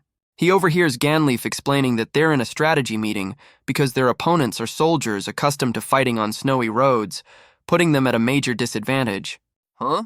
As Shuri listens, he overhears Ganleaf saying it feels like one of the unit captains is missing, and he gets the distinct feeling that someone is staring right at him. It's Katsuragi, and she does not look amused. Shuri turns to the archer captain beside him and asks, "Hey Tag-san, aren't all the captains supposed to be in that meeting?" Tag breaks into a nervous sweat. "Eh? Is it okay for me to skip it?" He grins sheepishly, admitting, "I'm not good at all that thinking stuff, so I just leave it all to Ganleaf." Shuri gives him a deadpan stare, wondering if that's really an acceptable excuse. Just then, Riru happily chimes in, "Me too," and Shuri suddenly understands the true extent of Ganleav's suffering. Back in the tent, the other commanders look on in silent judgment. A short while later, the meeting concludes, with Ganleav announcing the results. They will rest for today and begin their advance tomorrow. With the strategy decided, Shuri returns to his own battlefield, a mountain of dirty dishes. He scrubs away in the freezing water, hissing at the biting cold. Washing dishes on a day like this is just brutal, he sighs, his breath fogging in the air. Just then, a voice calls out, and Shuri looks up from his work to see a familiar face. "Can I help you?" It's the calm and collected warrior Arius. Always eager to learn, Shuri decides to ask her about the different types of magic he's encountered. He starts by describing his understanding of Riru's abilities, classifying her inventions as magic engineering, a power that directly interferes with physical matter. He then turns the question to Arius, asking, "So, would it be right to call your ability a form of nature manipulation?" Arius gives him a silent, powerful answer, effortlessly summoning a bright flame at the tip of her staff. Shuri is reminded of the terrifying magic he witnessed before, a 1-meter fireball that rained down mercilessly upon the enemy. He thinks to himself that this woman, Arius, is a peerless beauty. In his mind's eye, she's a stunning, almost ethereal figure. He muses that if she were back on Earth, she'd be scouted by the entertainment industry in a heartbeat. But then his train of thought takes a sharp turn as he bluntly observes, however, her chest is flat. He repeats it for emphasis. I'll say it again, flat. And with the dramatic weight of a falling monolith, he declares one last time, her chest is completely flat. Then he whispers the punchline to himself, "By the way, I'm on team flat chest, so what's wrong with that?" Shuri breaks the silence, asking, "But why did you decide to talk to me?" He thinks to himself, "To be honest, I really don't think she likes me." Arius just stares back, her expression unreadable. "It's been a while since I started working here," Shuri muses, "but she's always seemed completely indifferent to me. Her subordinates have started talking to me, but I get the distinct impression that she's the only one who doesn't approve. But Arius has her own internal monologue running. More than anything, whenever this person looks at me, he's almost always staring at my chest. Why is that?" The sudden intense glare from Arius makes Shuri break out in a cold sweat. He completely misreads the situation, thinking dejectedly, "I'm a newcomer of unknown origin. I must still be a suspicious presence to her." Just as Shuri braces for an interrogation, Arius speaks up. "There's something I'd like to talk to you about." She fidgets nervously with her hands. Her cheeks are flushed, and she can't quite meet his eyes, leaving Shuri utterly confused. "Huh," he thinks. "Why is she suddenly acting so shy and hesitant? What is this atmosphere?" She struggles to find the right words, stammering, "Well, you see..." Then, with a sudden burst of resolve, she looks him straight in the eye and declares, "I want you to teach me how to cook." Shuri is floored. "Huh? Why would you, the captain of the entire mage unit, want to learn how to cook?" But as he processes her request, a light bulb goes off. "Actually," he thinks, "I think I can guess the reason." In his mind, the picture becomes clear. Arius is in love with Ganleav. He remembers the rare, radiant smile she only ever shows the commander. The way her face blossoms when she looks at him, one glance at that, and it's completely obvious. In fact, he muses, it's pretty much an open secret in the company. Everyone is just warmly watching over them. She thinks she's hiding it. But the only one who hasn't noticed is Ganleaf himself. How dense can one guy be? Snapping back to the present, Shuri gets down to business. So, cooking, do you have any experience? Arius looks away, admitting, I don't. Shuri explains, the problem is it's not something I can teach you easily. There are simple dishes, he thinks, but there's no simple way to learn how to cook. He asks her directly, so why the sudden interest? Arius gets flustered.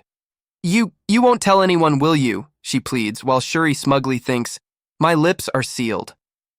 She nervously clasps her hands, about to confess. With a deep blush, Arius confesses, I'm in love with Ganleave. I know, Shuri thinks smugly, and so does everyone else. A dark aura surrounds him as he muses. Still, seeing a beautiful woman fall for a handsome guy, it just fills me with murderous intent. And so, Arius continues, lately I've often seen Ganleave looking so happy while eating your food. Her face darkens as she admits, and I felt a little jealous. Huh? Shuri's mind flashes to a bizarre fantasy as he panics. Wait, does she think this is some kind of BL? There's no element of that here. Well, Arius clarifies. I thought that if I could serve him food too, maybe he would finally notice me. I just want to do something for Ganleave, she says sadly, because even though I'm always by his side, I feel like I haven't been able to do anything for him at all. Shuri listens intently. Arius continues shyly. For the person I love, I want to be someone who can think about how I can be useful to them. Shuri reconsiders his first impression of her. I was a little scared of her glares before, he thinks. But she's actually a really compassionate person, isn't she? He looks up at the sky, lost in thought. But when I think about it that way, it makes me realize something. Arius looks at him confused. Everyone has their own battlefield, she says. Exactly, Shuri replies, his gaze firm. My battlefield is the kitchen. Yours is the actual battlefield. So if you really want to be useful to Ganleave, he asks, isn't it better to fight where you can be most effective instead of forcing yourself into a different role? Arius is stunned into silence. Shuri quickly backpedals, waving his hands. I don't mind teaching you how to cook, but... He realizes the fundamental truth. Arius is a warrior. She possesses the rare talent of magic, Shuri thinks, and she's the one who can defeat the most enemies on the battlefield. Arius finally breaks her silence. Why would someone like me suddenly try to take on a different role? What would be the point? She hesitates for a moment, before confessing with a troubled look. Lately, I've been in a slump. Shuri's eyes widen. A slump? Just like Kuwaga? Arius explains that no matter how much she's trained, her magic power and skill just aren't improving. I've reached the limit of my talent, she says, her voice heavy with defeat. That's why I thought I could be useful to Ganleave in another way, she pleads. So I came to you. Can someone like me even learn your techniques? Shuri listens, deep in thought. You could certainly learn the techniques of cooking, he replies carefully. But, Shuri clarifies, because you feel you're not useful right now. You want to learn a bunch of other skills to make up for it? His expression hardens. That's fine, but I refuse to listen to any talk about the limits of your talent. Don't throw that phrase around so lightly. I can't comment on your magic, he continues, but it would take at least 1 or 2 months to master cooking. I doubt you'd be useful to Ganleave right away. Arius's face falls. No way! But Shuri isn't finished. However, I can help you with matters of the heart. She looks up, completely baffled. Huh? The realization dawns on her, and she grabs Shuri, her eyes wide with hope. Really? Flustered, Shuri tries to change the subject. But by the way, Arya-san, have you and Ganleave ever had a meal together? Just the two of you? Her hope instantly vanishes, replaced by sheer panic. What? Blushing furiously, she stammers, Well, no, I haven't. Shuri's eyes light up with a plan. Then let's make it happen. We'll set up a dinner for just the two of you. Arius is stunned as he continues. I'll prepare a special dish designed to bring you two closer. Her eyes sparkle with renewed hope.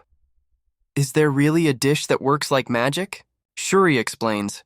In my hometown, there's a dish that's perfect for this season. I'll invite both you and Ganleave. Arius's excitement immediately vanishes. Wait, you're going to be there too? And so, the night of the big date arrives. Ganleave appears, looking at a nervous Arius. So, you invited me to dinner? He seems completely oblivious. Just then, Shuri steps out from a specially prepared tent. Yes, he says, taking responsibility. With a professional smile, he gestures inside. Welcome, your table is ready. Inside, the setup is a surprisingly elegant and private dining room. At the center of the table, a pot gently simmers with a piece of kombu, the foundation for a classic dashi broth. Shuri explains that to create the perfect atmosphere, he had Riru custom make the tent, table, and chairs. He's also prepared a homemade ponzu sauce for dipping. With a professional smile, Shuri announces, "Now, allow me to begin cooking for you." Ganlev is thrilled by the live cooking show. "Whoa, you're cooking right in front of us?" Arius, however, is completely shocked. She shoots Shuri a death glare, and our chef has absolutely no idea why. Her mind immediately jumps to a wild conclusion. Wait, don't tell me there's some kind of BL element to this?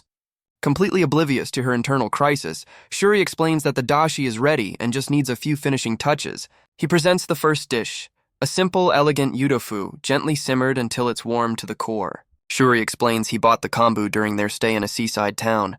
It was excellent quality, perfect for making a rich dashi broth. The tofu itself is also homemade, painstakingly crafted from soybeans and a special ingredient called nigari. This nigari, a natural coagulant, is essential for authentic Japanese tofu. To make it, Shuri had to start by collecting fresh seawater. At the same time, he had to commission Riru to create the specialized tools he needed for the process. It was a grueling process of trial and error, but after struggling with temperature control, he finally succeeded. Of course, Riru's help doesn't come cheap. Shuri is now buried in Hamburg steak debt, and he's pretty sure Ganlev is about to summon him any day now. Ganlev and Arius stare at the simple dish, completely bewildered. Wait, that's it? Shuri explains that while you can add many ingredients for this particular meal, simple is best. It's the perfect dish for a cold night, he says with a smile. Tofu holds its heat so it'll warm you both up from the inside. Ganlev is completely on board. I see. Well, I'm looking forward to it. Are you going to serve us? But Shuri shakes his head with a sly grin. Nope, I'll help, but from here on out, the main work is up to you two. He then presents them with a single slotted spoon. The real charm of a hot pot, he lectures, is when two people work together, serving each other from the same pot like close friends or family. And for Arius, the penny finally drops. Shuri gives her a knowing wink, confirming her realization. This whole thing was a setup. Stealing her nerves, Arius turns to the commander. Ganlev, I'll serve you! Completely oblivious, Ganlev happily agrees. Oh, please do. With a nervous blush, Arius carefully serves him the first piece of tofu. Then, with a gentle smile, Ganlev returns the favor. All right then, I'll serve you. Arius is completely stunned. He serves her a piece, and for a moment, the two look like a perfect couple. Watching from the side, Shuri beams. This was exactly the atmosphere he was aiming for. He thinks to himself, this is the true power of hot pot. Serving each other deepens the bond. But Ganlev, ever the straightforward warrior, immediately pops the steaming tofu into his mouth. Shuri panics, warning him, be careful! The tofu holds a lot of heat inside. Learning his lesson, Ganlev carefully blows on the next piece. He takes a careful bite, and his face lights up with pure bliss. It's delicious. He marvels at how the tofu is both hot and incredibly soft. And the slight sourness of the soup is a perfect match for the dipping sauce. Ganlev is blown away. I thought it was just boiled tofu, but this is incredible. It warms my whole body right to the core. Arius watches in disbelief, thinking such a simple dish could get that kind of reaction. Shuri smiles, glad to see them both so surprised and happy. He explains, yudofu is a dish that warms you from the inside out, making it the best thing to eat during the cold season. Shuri then presents another topping, sprinkling it over the tofu. What is this? Ganlev asks. Shuri calls it a magical seasoning that adds a special accent to the flavor. Curious, Ganlev takes a taste. His eyes light up as he recognizes the mix of sour and spicy. This is chili pepper! Shuri also brings out chopped green onions and grated daikon radish, telling them to add as much as they like. Arius tries them first, delighting in the crisp texture of the onions and the refreshing kick from the radish. Hearing her praise, Ganlev is eager to try it himself. He asks Arius to pass the chili, and she happily obliges, sharing a smile. Watching them, Shuri beams. He thinks to himself that the distance between them has finally closed, realizing it was only Arius's own worries that had created the gap in the first place. But Shuri isn't done yet, thinking to himself, now for the final push. He turns to the commander and asks, Ganlev-san, what do you think would happen if this pot didn't have any kelp in it? Ganlev, completely missing the point, replies, it'd taste the same, right? With a knowing smile, Shuri corrects him. Not at all. The flavor would be dramatically different. He explains that the supporting ingredient, the kelp, releases umami into the broth, which in turn enhances the flavor of the main ingredient, the tofu. Without that base flavor, this wouldn't be a real dish, Shuri says, and perhaps the lively conversation you two just had wouldn't have happened either. He then draws a powerful parallel, asking, "It's the same with people. Who is it that gives you the main character your flavor?" Shuri continues his push. The one who is always by your side, always thinking of you. Isn't there an important person who worries for you, Ganlave-san? And just like that, something clicks in Ganlave's mind. His eyes widen as he looks at Arius, a blush creeping across his face. Could it be Arius? She's completely frozen, her own face bright red. With a shy nod, she quietly confirms his unspoken question. Seeing his plan has succeeded, Shuri peeks out from the tent flap. "Well, my work here is done," he says with a grin. "Time for this third wheel to disappear." He pulls back, feeling pretty pleased with himself. I'm not half bad at this whole matchmaking thing, am I? But his smugness quickly fades into self-pity.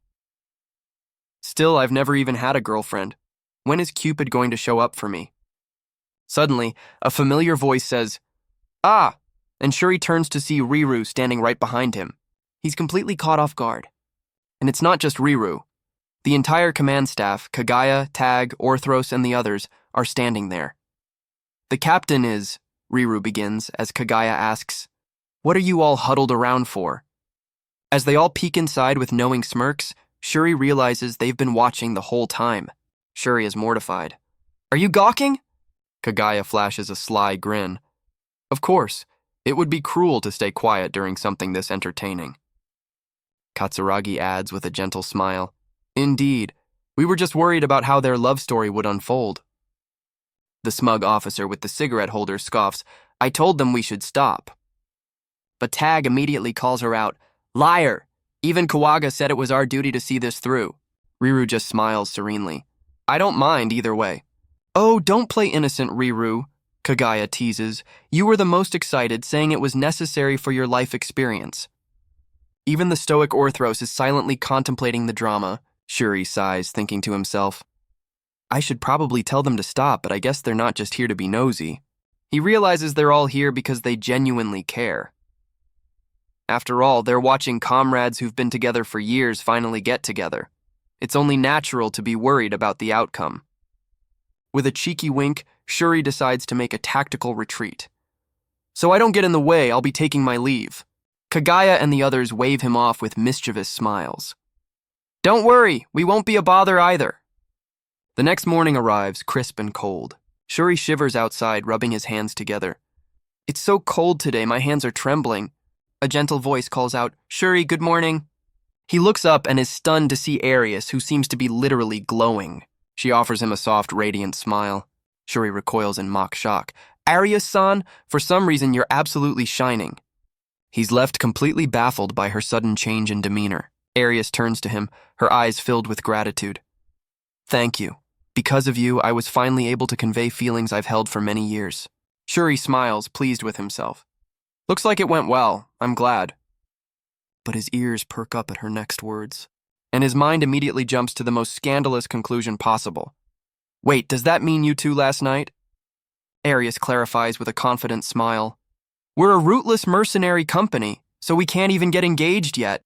But we've sworn that once we achieve our dream and acquire land, we will become husband and wife." Realizing his mistake, Shuri immediately begins to punish himself. Arius panics, shouting, "Shuri, what on earth are you doing?" With a swollen face, he explains, "I'm sorry, I was just purifying my sullied heart." He tries to play it cool. "That's quite all right, mademoiselle. I have gratefully accepted your thanks." As they walk, he clarifies, "So you'll officially get married once you've found a place to settle down." But for a wandering mercenary company, finding a permanent home on this vast continent will be no easy task. Shuri looks on with a gentle smile. "But still, I have a feeling that these people can actually do it." He thinks to himself, "I was just happy for them, but seeing the people around me find happiness, it makes me happy too." Shuri continues his story. "After that, I had a casual chat with Arius. She asked about the Udofu and some simple scientific knowledge, so I just answered what I could." In the battle that followed, we won, and apparently Arius was completely unstoppable. I heard she basically dropped a son in the middle of the battlefield or something just as insane. But the memory of that victory triggers a darker one for Arius, a time when Ganlave was impaled and dying. "Ganlave! Hang in there, Ganlave!"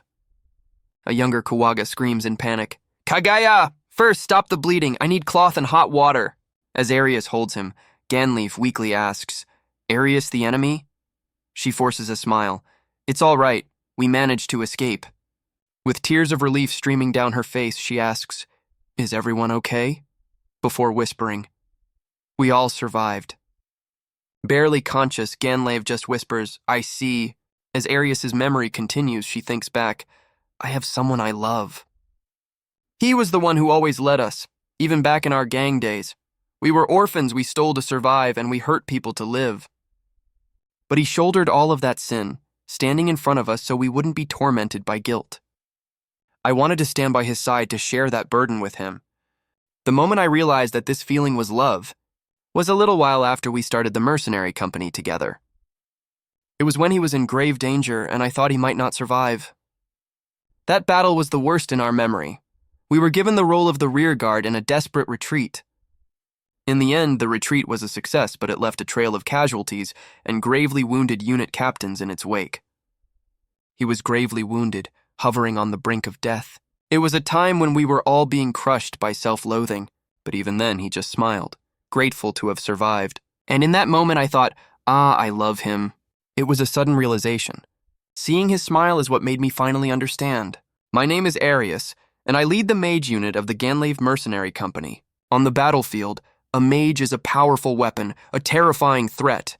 We rain fire upon our enemies, block arrows with walls of ice, and intercept cavalry with blades of wind. Magic converts our power into matter, and I have a talent for interfering with the physical world.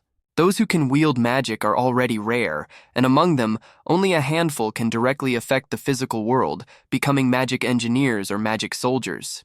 To put it in perspective, only 1 in 100,000 people even has the aptitude for magic, and only a tiny fraction of them can actually learn to wield it. And yet in our mercenary company, we have 4 such rare mages. That's one of the main reasons our company rarely loses, but it's also the reason we can't easily expand our forces. Simply put, the personnel costs are astronomical. Mages are in high demand, and if the pay isn't good, they'll just leave for another army. I've managed to convince the mages under my command to accept a lower salary, but to do that, I had to ask them to weigh their pay against things like camaraderie and our shared dream.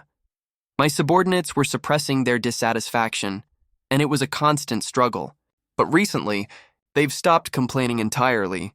And the reason for that is, Shuri, they say things like, "The pay is low, but the food is so delicious you can't find it anywhere else." Because they're so satisfied with Shuri's cooking, they've stopped eating out, which has actually been better for them financially. It's their unanimous decision. If Shuri wasn't here, my unit might have already disbanded by now. The scene shifts to a vast snowy landscape. The company has made camp, preparing for their next battle on the frozen plains. Katsuragi peeks into her unit's tent, finding them in the middle of a meal. "Oh, Captain!" But she immediately freezes. Her eyes lock onto their cups. "This aroma is that sake." She bursts in, furious. "Are you all drinking in the middle of the day without my permission? What will you do if a battle starts right now?" Her mages freeze, completely busted. But one calmly explains, "Oh no, Captain. This is a drink Shuri made for us called Amazaki. The alcohol content is extremely low." The others chime in, "Yeah, it's sweet, warms you right up, and I heard it's great for your skin." "It's good for our health and our beauty," they gush. "Shuri is like a wizard." As her unit celebrates, Katsuragi facepalms in exasperation. "Shuri again?" She walks through the camp, reflecting, "Ever since he arrived, the entire atmosphere of this company has been changing." She turns back to her unit. "If this were before, you all would have been bickering with each other, right? But what about now?" Realizing she's right, the mages look down. Katsuragi thinks, "You handled that with maturity, and it helped me calm down too." The narrator explains that Shuri's influence has even reached the top, as Ganlave now pays closer attention to crucial logistics like the food supply. And Riru, constantly inspired by Shuri's innovative thinking, continues to develop groundbreaking new technology. and Kawaga, as if having reached enlightenment, continues to elevate their swordsmanship. But as Katsuragi watches her friends grow, she can't help but feel, somehow, it feels like I'm the only one being left behind. She tries to brush it off, thinking about the delicious amazaki. Nearby, soldiers happily make plans for stronger drinks once they're back in town. One of them remarks, seriously, his influence is incredible. And that's the heart of the problem. Shuri Azuma, she thinks. While I'm grateful, I'm also jealous of him. He just showed up out of nowhere and immediately earned the complete trust of Ganleave and the others. And on top of that, his background is a total mystery. He's far too suspicious. Because I keep thinking like this, she realizes with a jolt. My gaze becomes sharp every time I look at him. He probably hates me for it. Lost in her thoughts, Katsuragi wanders through the bustling camp. When suddenly she stops, she sees Ganleave casually enjoying a drink.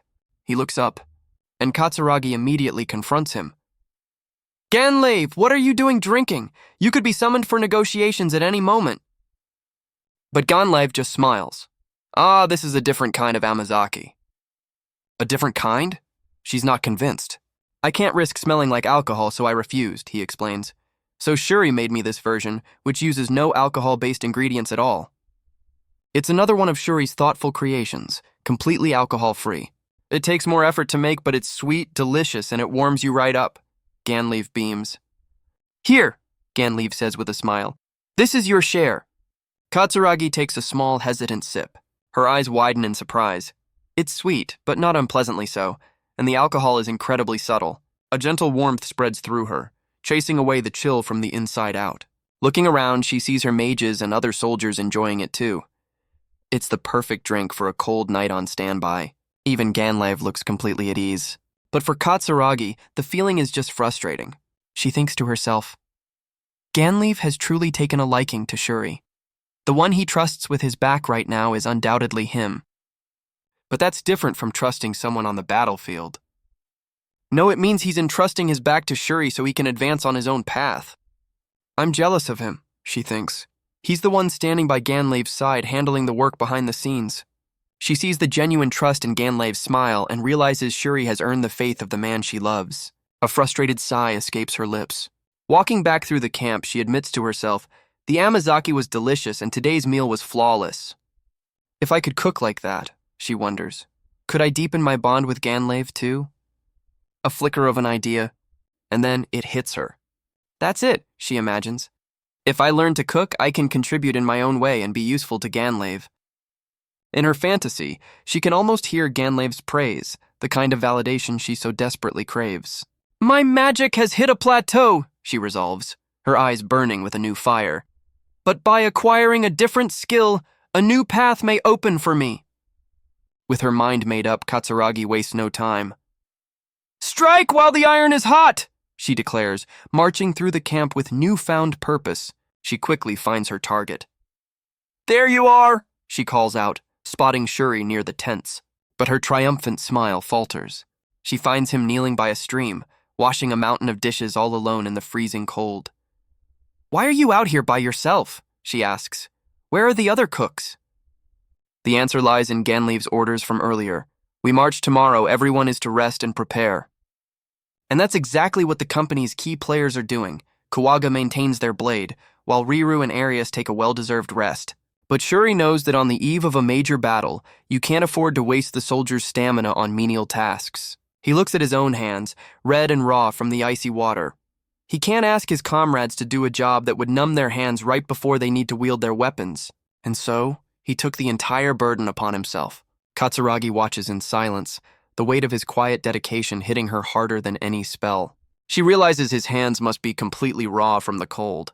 He's been left to handle everything, from the cooking to the mountain of dishes. As a non-combatant, it might seem natural for him to contribute in other ways.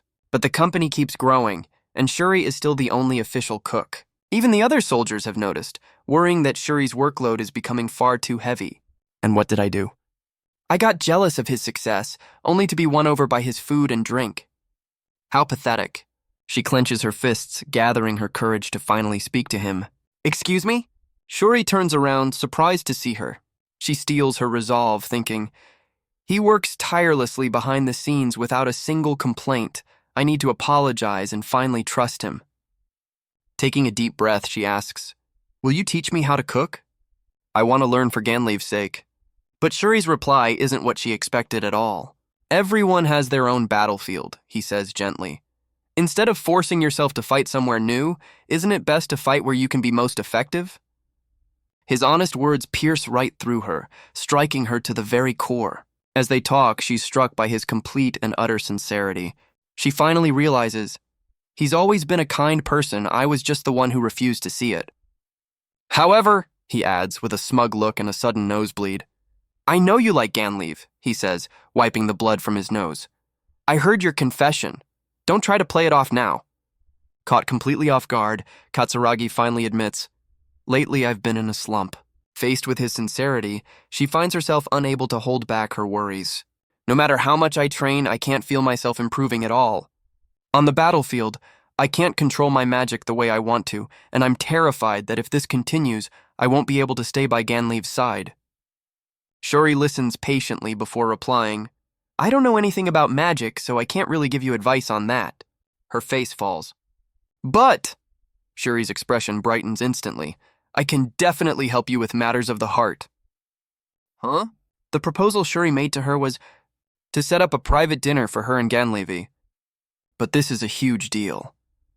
Ever since their gang days, Ganleev and his officers have always eaten together. A one-on-one meal is completely unheard of. Undeterred, Shuri immediately gets to work, meticulously planning every detail. Katsuragi is stunned that he would go to such lengths for someone else's love life, thinking, he's such a kind person. The scene is set. Shuri presents them with yudofu, a simple dish of tofu simmered in hot water, meant to be shared between close companions. This simple meal creates a moment of pure bliss for Katsuragi. As they share the food, she feels like they're a real married couple, and for a moment, she's truly happy. And then a surprise. It hits her. Despite the incredibly simple cooking method, the flavor is absolutely divine. The hot tofu sends a wave of warmth through her entire body. The secret to this incredible flavor is the exquisite dipping sauce. It permeates the simple tofu, enhancing its natural sweetness with a perfect balance of acidity and aroma. With different toppings, the dish transforms, revealing entirely new dimensions of flavor. It's the most exquisite meal she could imagine. As they share the pot, the conversation begins to flow effortlessly. In this moment of shared warmth, Katsuragi is so happy she completely forgets they're on a battlefield. This was all orchestrated by Shuri, who gave them the gentle push they needed. It's a familiar scene, a flashback to when he did the exact same for Arius, who desperately hoped her feelings would finally reach Ganleev. And in that moment, he finally saw her, calling her name with a new understanding. Overwhelmed with emotion, Arius thinks, "Finally, after all these years, my feelings have reached him." And watching from the wings is their matchmaker, Shuri. Ganleev takes her hands. "Arius," he says, "listen to me. I love you too." Tears of pure joy stream down her face as she experiences a happiness she's never known. But Ganleev's expression sobers. "However, we can't be lovers right now." Her smile fades. "Because tomorrow," he says, "I might die. And it's not just tomorrow, it could be the day after or the week after that. I never know when I might die." Heartbroken, Katsuragi tries to run, crying, "Please stop!" But Ganleev grabs her wrist. "Listen to me." He pulls her back, his voice filled with passion. "But I have a dream." Tears well in her eyes as she whispers, "A country, right? It's the one thing Ganleev has always talked about. His dream to build a nation where no one starves and no one is poor. A nation of happiness." "That's right," he declares. "I may not know when I'll die on the battlefield, but until I achieve that dream, I refuse to die. I will never stop moving forward." "That's why," he says, holding her gaze, "when I finally have my own country, will you let me be the one to propose to you then?" Katsuragi is completely speechless. Tears of pure joy stream down her face as she smiles. "That's just unfair, Ganleev," she whispers. Her voice trembling with hope, she asks, Can I really believe you?" Ganleev gently touches her face, his expression full of conviction. "Yes, I will become a king worthy of you." And with that promise hanging in the air, he leans in and they share a tender, heartfelt kiss. Pulling back, he looks into her eyes. "This is my vow. It's all I can offer you for now. Overwhelmed with emotion, Katsuragi can only nod, clutching his hand. Yes, yes.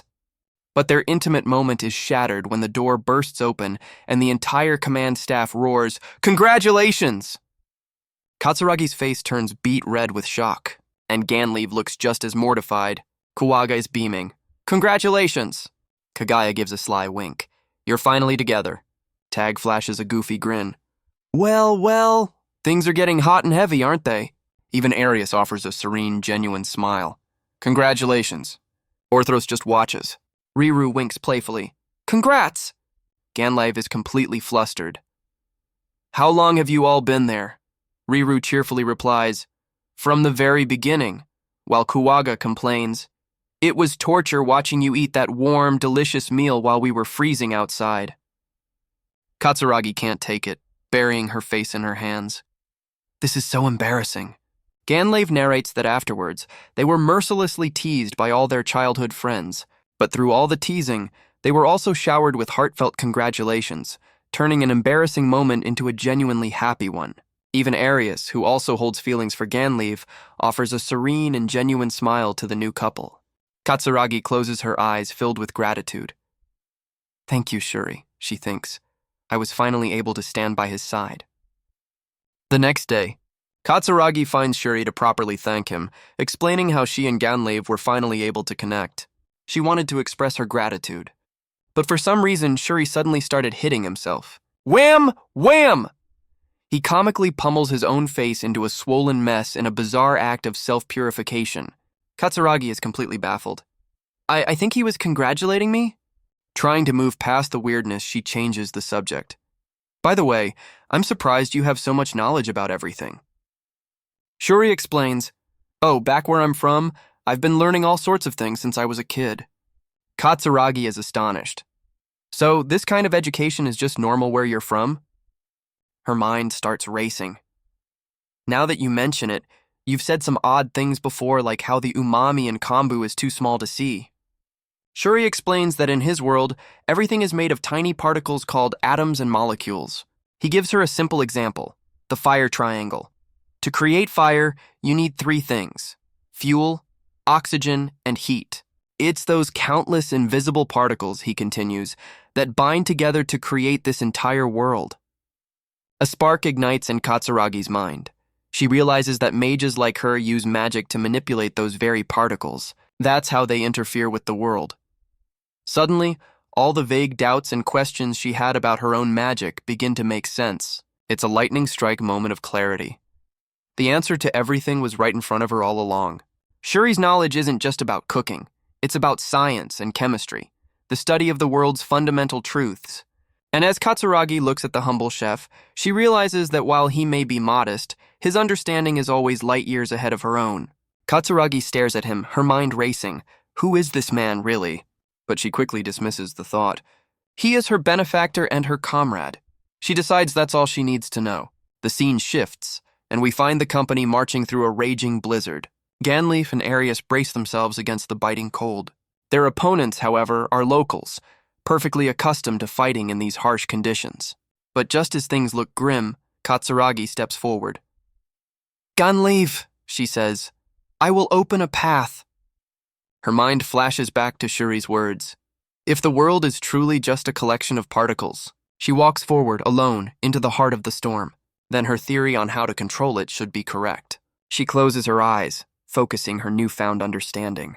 On the other side of the pass, the enemy army waits, confident in their home advantage. But for Katsuragi, the world has changed. Information floods her senses, allowing her to feel the air, the ground, the snow, and every person on the field. She can now perceive the very particles that make up reality, and all she has to do is interfere. She recalls Shuri's simple lesson. To create fire, you need heat and oxygen.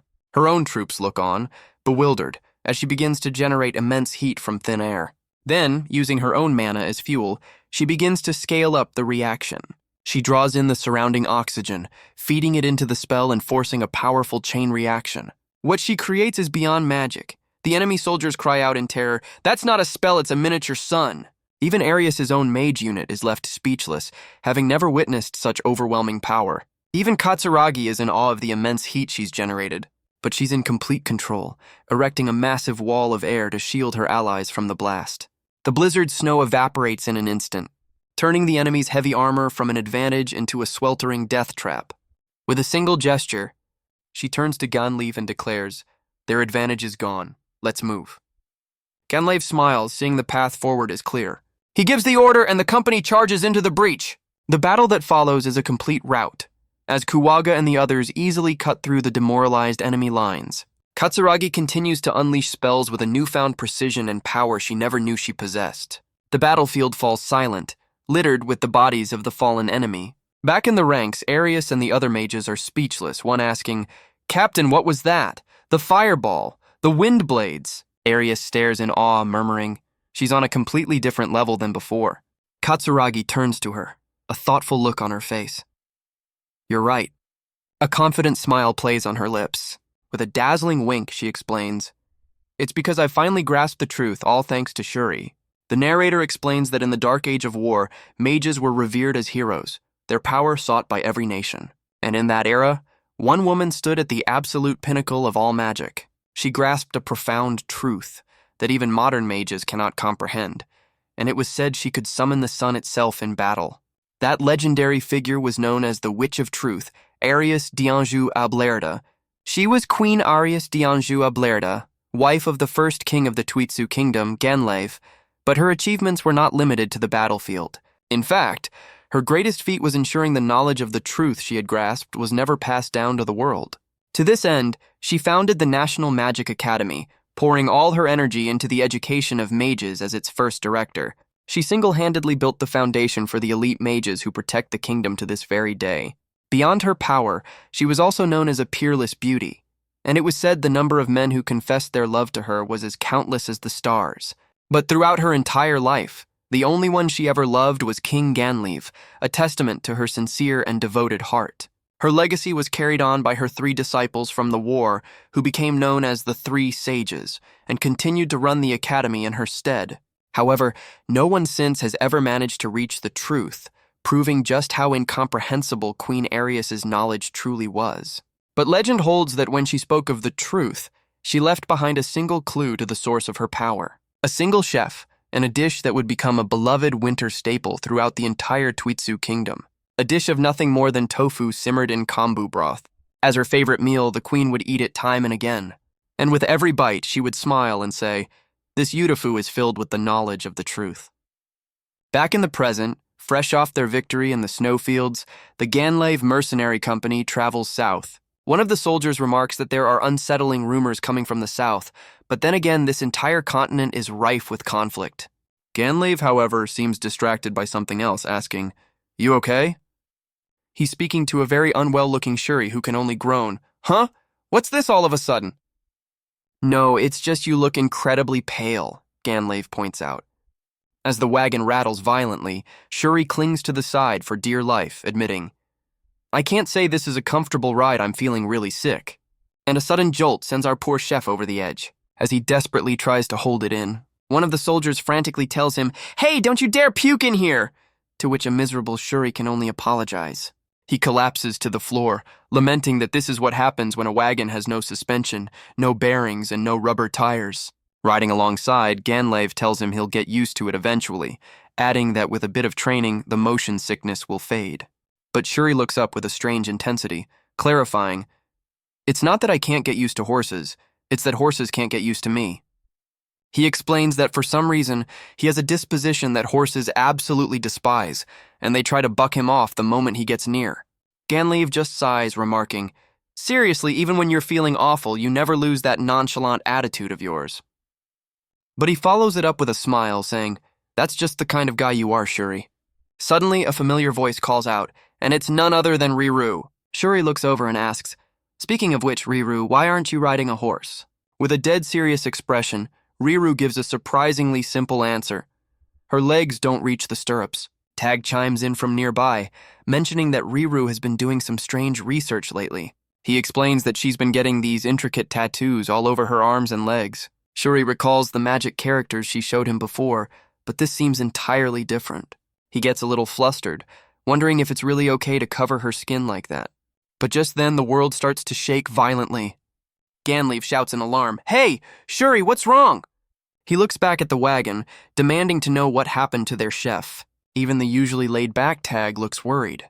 Inside, Shuri has completely collapsed, begging them to stop the wagon as a wave of fever and nausea overwhelms him.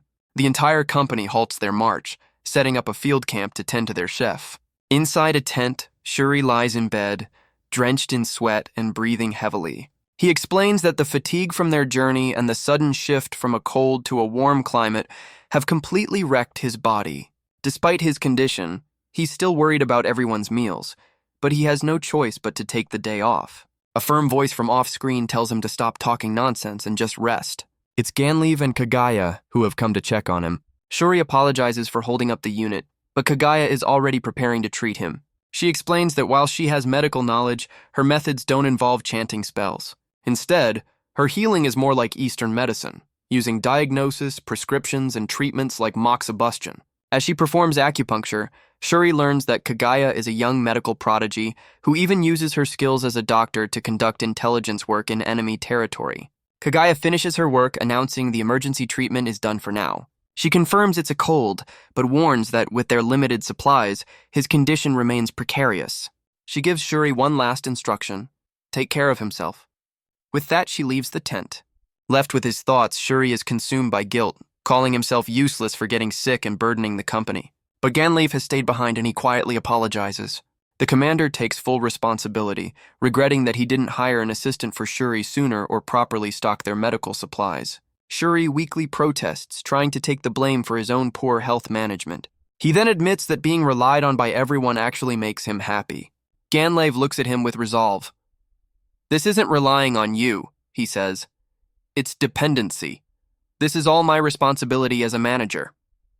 Even in his feverish state, Shuri's first thought is for his comrades.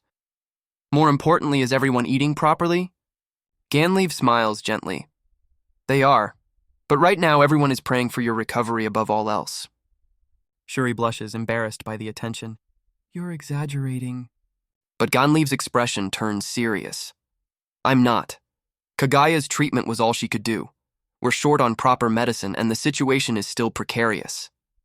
From under the covers, Shuri speaks with quiet determination. Don't worry, I won't die that easily. Because he has a singular, powerful goal driving him. I have to return to Earth.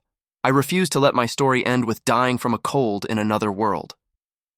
Ganleaf's gaze softens with understanding. I believe you. To be honest, I had to practically force everyone to stay away. As we see the worried faces of the entire command staff, Ganleaf adds, because every single one of them is behind you. Overwhelmed with gratitude, Shuri gives a weak, happy laugh. Thank you, please tell them I said that. Ganleaf nods, pulling the tent flap closed to give him privacy. I will. For now, just sleep. Left alone in the tent, Shuri lies in silence, his mind still racing. But rest is the last thing on his mind. He looks around and sees that all his cooking tools and ingredients have been carefully placed nearby. A chef's instinct takes over, and he pushes himself up, determined to cook his own remedy. He pulls out the ingredients he needs, eggs, honey, and a bottle of sake they'd bought in a village. First, he lights a small stove and begins to gently warm the sake. While that's heating, he whisks an egg and some honey together in a separate bowl. He slowly combines the warm sake with the egg mixture, then strains it into a cup for a smooth finish. The result? A steaming cup of tamagozaki, a traditional Japanese remedy for colds. He takes a long drink, the comforting warmth instantly spreading through his weary body. But as a chef, he immediately notices something is terribly wrong. He can barely taste it. He forces it down anyway, desperate to get some nutrition in his body so he can rest. As he lies back down, the familiar warmth sends his mind drifting back to his hometown. He remembers how, whenever he caught a cold, his mother would make him a special meal, and his father would prepare ginger porridge along with a cup of tamagozaki. His friends would even call, worried about him. But now, he has none of that. No friends, no doctor, and no family by his side. He's completely alone, and the fever is making his thoughts turn dark and gloomy. A terrifying thought grips him. What if time flows differently here? By the time he gets back to Earth, hundreds of years could have passed, and everyone he loves would be long gone. He doesn't even know how to get back home, or if it's even possible. Weakly, he calls out for his mom and dad. He muses that when humans are at their weakest, The most pathetic words come out. But even so, just once more he desperately wants to see them again. And with that heartbreaking thought, he finally drifts into a troubled sleep. Sometime later, he wakes up, realizing he must have dozed off. It's now pitch black outside. He slowly sits up and is surprised to find he's feeling much better. He wonders if it was Kagaya's acupuncture that worked, or if his Tamagozaki actually had an effect. But his recovery is immediately followed by a much more urgent problem. He bolts out of the tent, desperately searching for a place to relieve himself. A few moments later, he walks back feeling much better. He notices how quiet the camp is, figuring everyone must be asleep.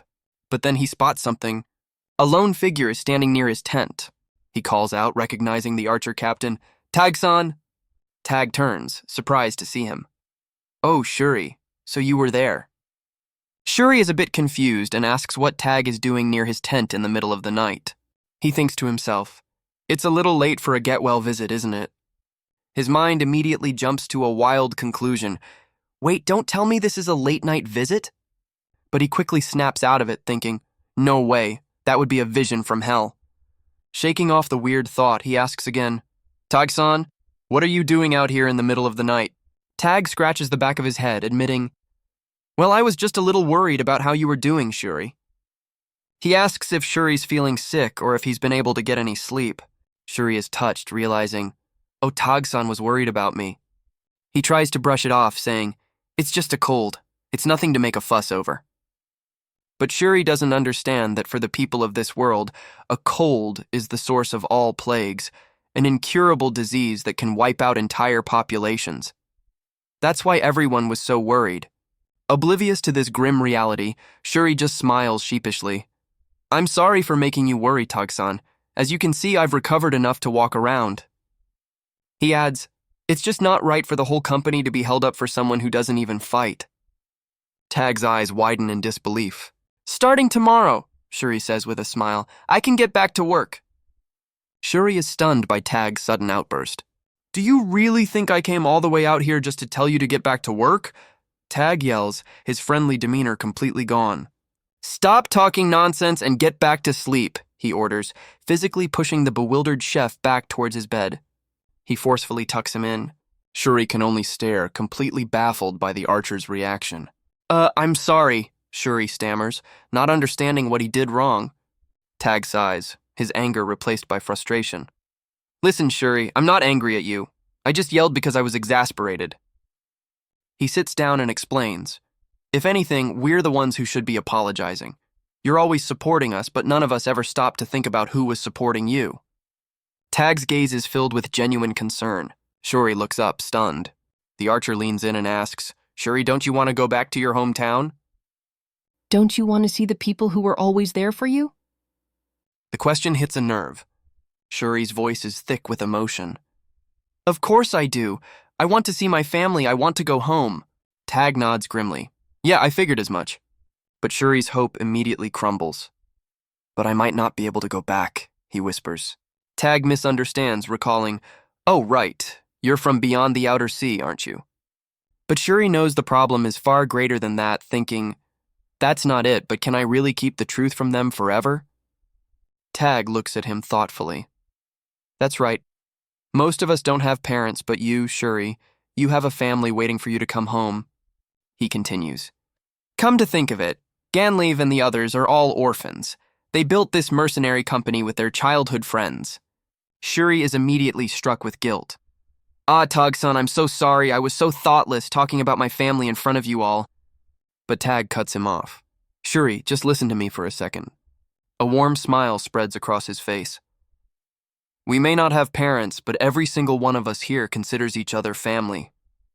Shuri blushes, completely flustered. "Ugh, I don't need your clumsy pity. He's seen right through me, hasn't he?" Tag's expression turns serious again. "Your family outside the continent. It's true you might never be able to go back." A new resolve hardens his gaze. But crossing that sea, it's something I'd never even thought about until now. Shuri panics internally, thinking, it's way too late to tell them now. How can I say the words, "I'm from another world"? Tag turns to leave, offering one last piece of advice. Just focus on getting your body and mind right. But as he leaves, Tag asks an unexpected question. Sometime could you tell me about your family? I've always wanted to ask someone who actually has one, he says with surprising sincerity. What's a family really like? Shuri is speechless. He realizes Tag is being completely serious, and so Shuri begins to speak. He describes the simple things, like eating meals with your parents, and the precious joy of hearing, "Welcome home," after a day out with friends. He talks about the rebellious phases every kid goes through, and how that defiance eventually blossoms into gratitude. He even explains how moving out on your own for the first time makes you truly appreciate everything your parents did for you. Shuri talks for a long time, and as he puts his memories into words, his longing for his family and his home on Earth grows even stronger. But after the talk, the crushing reality returns. He has no way to get home, and not even a clue on how to start looking for one. But as he reflects on his despair, an opposing thought begins to form. He starts to wonder, what has this place, this mercenary company, truly become to him? He remembers the life and death struggles of the past few months, witnessing both the sorrow of loss and the joy of survival. He celebrated victories with them, mourned losses with them, and shared countless meals and drinks around the fire. And somewhere along the way, without him even realizing it, these days have become absolutely irreplaceable. The weight of this realization brings a tear to his eye. Tag notices immediately, calling out his name in concern. Shuri is caught off guard, surprised by his own tears. He quickly tries to wipe them away, insisting that it's nothing. But Tag's worried expression shows he knows something is deeply wrong. Tag's expression softens, telling Shuri that a kind person like him doesn't belong in such a bloody place and would be better off with his family.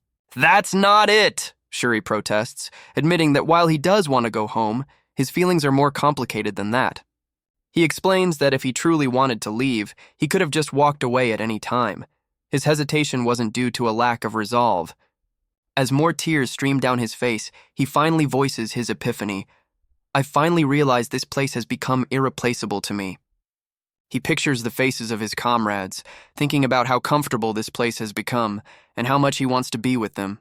Looking at Tag, he confesses, "I was so happy being with everyone, I have no intention of leaving without repaying the kindness you've all shown me." With a tearful but determined smile, he makes his plea, "So please let me stay here, let me work here." He then bows deeply, begging Tag to let him stay. A sincere, heartfelt bow. Tag breaks into a warm, knowing smile, telling Shuri, "Those are words you should say in front of everyone. It's a waste for only me to hear them." Tag's smile widens as he declares, "Shuri, you've always been one of us and you always will be. We're counting on you." He then gets a thoughtful look. "Speaking of which, you seem to be feeling a whole lot better now, don't you?" Shuri pauses, a wave of realization washing over him. "You're right, I feel great!" With his passion reignited, he announces, "Tag-san, I'm going to make us a late-night snack." Tag starts to decline. "Oh, well, I've already..." But Shuri earnestly insists, "No, Tag-san, will you please eat it with me?" He explains with a shy but sincere look, "This is a dish full of memories for me, so I'd be grateful if someone would share it." Tag is visibly moved by the request. Shuri reveals that among the ingredients left for him was a special one he'd made himself, the base for a consommé. He had painstakingly created it by drying various vegetables, grinding them into a fine powder, and mixing them with the perfect blend of spices. The ingredients are simple and hearty: cabbage, carrots, potatoes, onions, and wieners, all brought together with water, his custom consommé, salt, and pepper. With his passion reignited, Shuri gets to work, first peeling and quartering the potatoes. Next, he cuts the carrots into uniform pieces. The onions and cabbage are sliced into perfect wedges. He even scores the wieners, ensuring they soak up every bit of flavor from the broth. He places the ingredients into a pot with water and his consommé base, letting them simmer gently over a low flame. Once everything is perfectly tender, he seasons it with salt and pepper, and the pot au feu is complete. "Here you go," Shuri says, handing the steaming bowl to a grateful Tag. Tag closes his eyes, inhaling deeply. "Ah, that smells incredible. The gentle aroma of all the different vegetables and seasonings is just..." Shuri explains, "A good consommé is all about bringing out the best in the ingredients. The taste is one thing, but the lingering aroma and aftertaste are what make it truly special." "And this dish made with that consommé," Shuri continues, "is called pot au feu." Tag peers into his bowl. "Oh? Is this sausage?" he asks, to which Shuri happily confirms, "Yes, it pairs very well with this dish." "And are these potatoes?" Tag asks, his tone shifting slightly. His face clouds over. I know the potatoes in your cooking are always amazing, Shuri, but he explains that potatoes are a staple ingredient. They get served a lot, and frankly, the soldiers are getting sick of them. Shuri just gives him a knowing smile. Don't worry, Tag. The potatoes in this dish are delicious. Tag's confidence returns. Of course! It's not like you've ever made anything bad. I know. Steeling himself, he takes a bite. He chews slowly, and his eyes fly open in utter astonishment. Tag's face lights up. Yeah, this is good food. Of course the potatoes are delicious, he says, but even the carrots are unbelievably tender. He's completely overwhelmed by the flavor. And this soup, he exclaims. The aroma is incredible, and the flavor is so gentle yet so rich. He admits, my palate isn't refined enough to describe it properly, but I just know this is incredible food. The potatoes have soaked up all that flavor, they're on a whole other level. Shuri takes a spoonful for himself, his expression focused. But as he tastes it, he thinks to himself, yeah, I still haven't caught up to my family's recipe. He turns to a surprised Tag and explains, actually, this is a dish my family used to make for me. I was feeling a bit nostalgic, so I decided to try making it because I want to be here, with this company. As the company banner waves in the background, Shuri's voice rings with conviction. And there's no lie in that feeling. With a gentle, bittersweet smile, Shuri admits, but yeah, I'm still a little homesick. Tag stares, completely taken aback. Then he suddenly shouts, for us! We're orphans. We don't even know what our parents look like. The only faces we know are those of our comrades.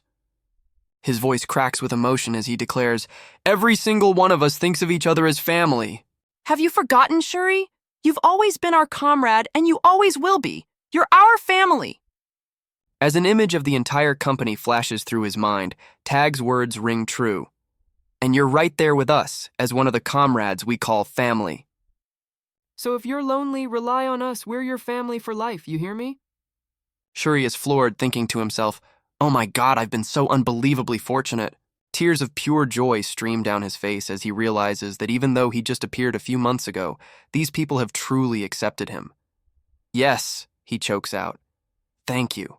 Tag smiles warmly, his promise echoing with sincerity. We will always protect you, Shuri.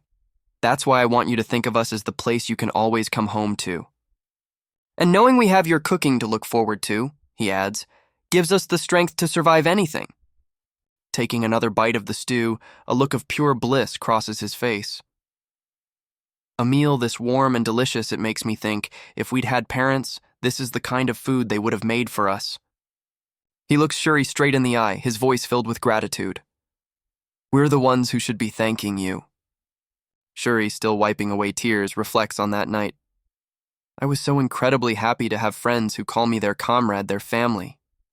The very next day, a re-energized Shuri greets the entire camp. Good morning, everyone! The soldiers erupt in cheers. Whoa! Shuri's back! It's a miracle! He's immediately swarmed by the magic engineering unit. Shuri, we were so worried, he reassures them. I'm all better now, thanks to you all. But their relief quickly turns into intense demands. Who's going to make the Guerrilla Squad's hamburgers now? Shuri sweats, thinking, wait, that's my job?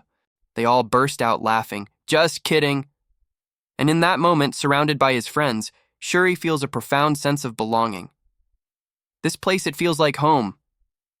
Standing tall in his apron, a new fire in his eyes, the narrator confirms, yes, it was at that moment that I truly made my resolve. His thoughts drift. I had already made my decision, but I was looking for a reason to justify it, a reason to be confident in my own answer. He pictures his parents sending a message across worlds. Dad, Mom, I don't think I'll be coming home. Surrounded by his new family, he finds his conviction. I found a new purpose here, and I want to follow this path. His eyes shine with determination. In this world I've seen for the first time, I'm going to give it everything I've got. Waving alongside Tag, he continues his silent message. Don't worry about me, I'm happy here. Tag smiles, adding, and I hope everyone on your side is doing well too. Shuri looks at the archer captain with deep gratitude. And thank you, Tag. He remembers Tag's usual goofy demeanor, always lightening the mood with a laugh. But he also remembers the man who listened to his deepest fears without laughing, taking every word seriously. Shuri notes that since his recovery, Tag has been training with a renewed, fierce intensity, becoming incredibly strong. He was a truly kind and unbelievably strong person. As Tag trains, a young archer nervously approaches him. Captain Tag? I have a question about my form, the soldier begins, but Tag just looks at him confused. Huh? Tag waves his hands dismissively, flashing his usual goofy grin.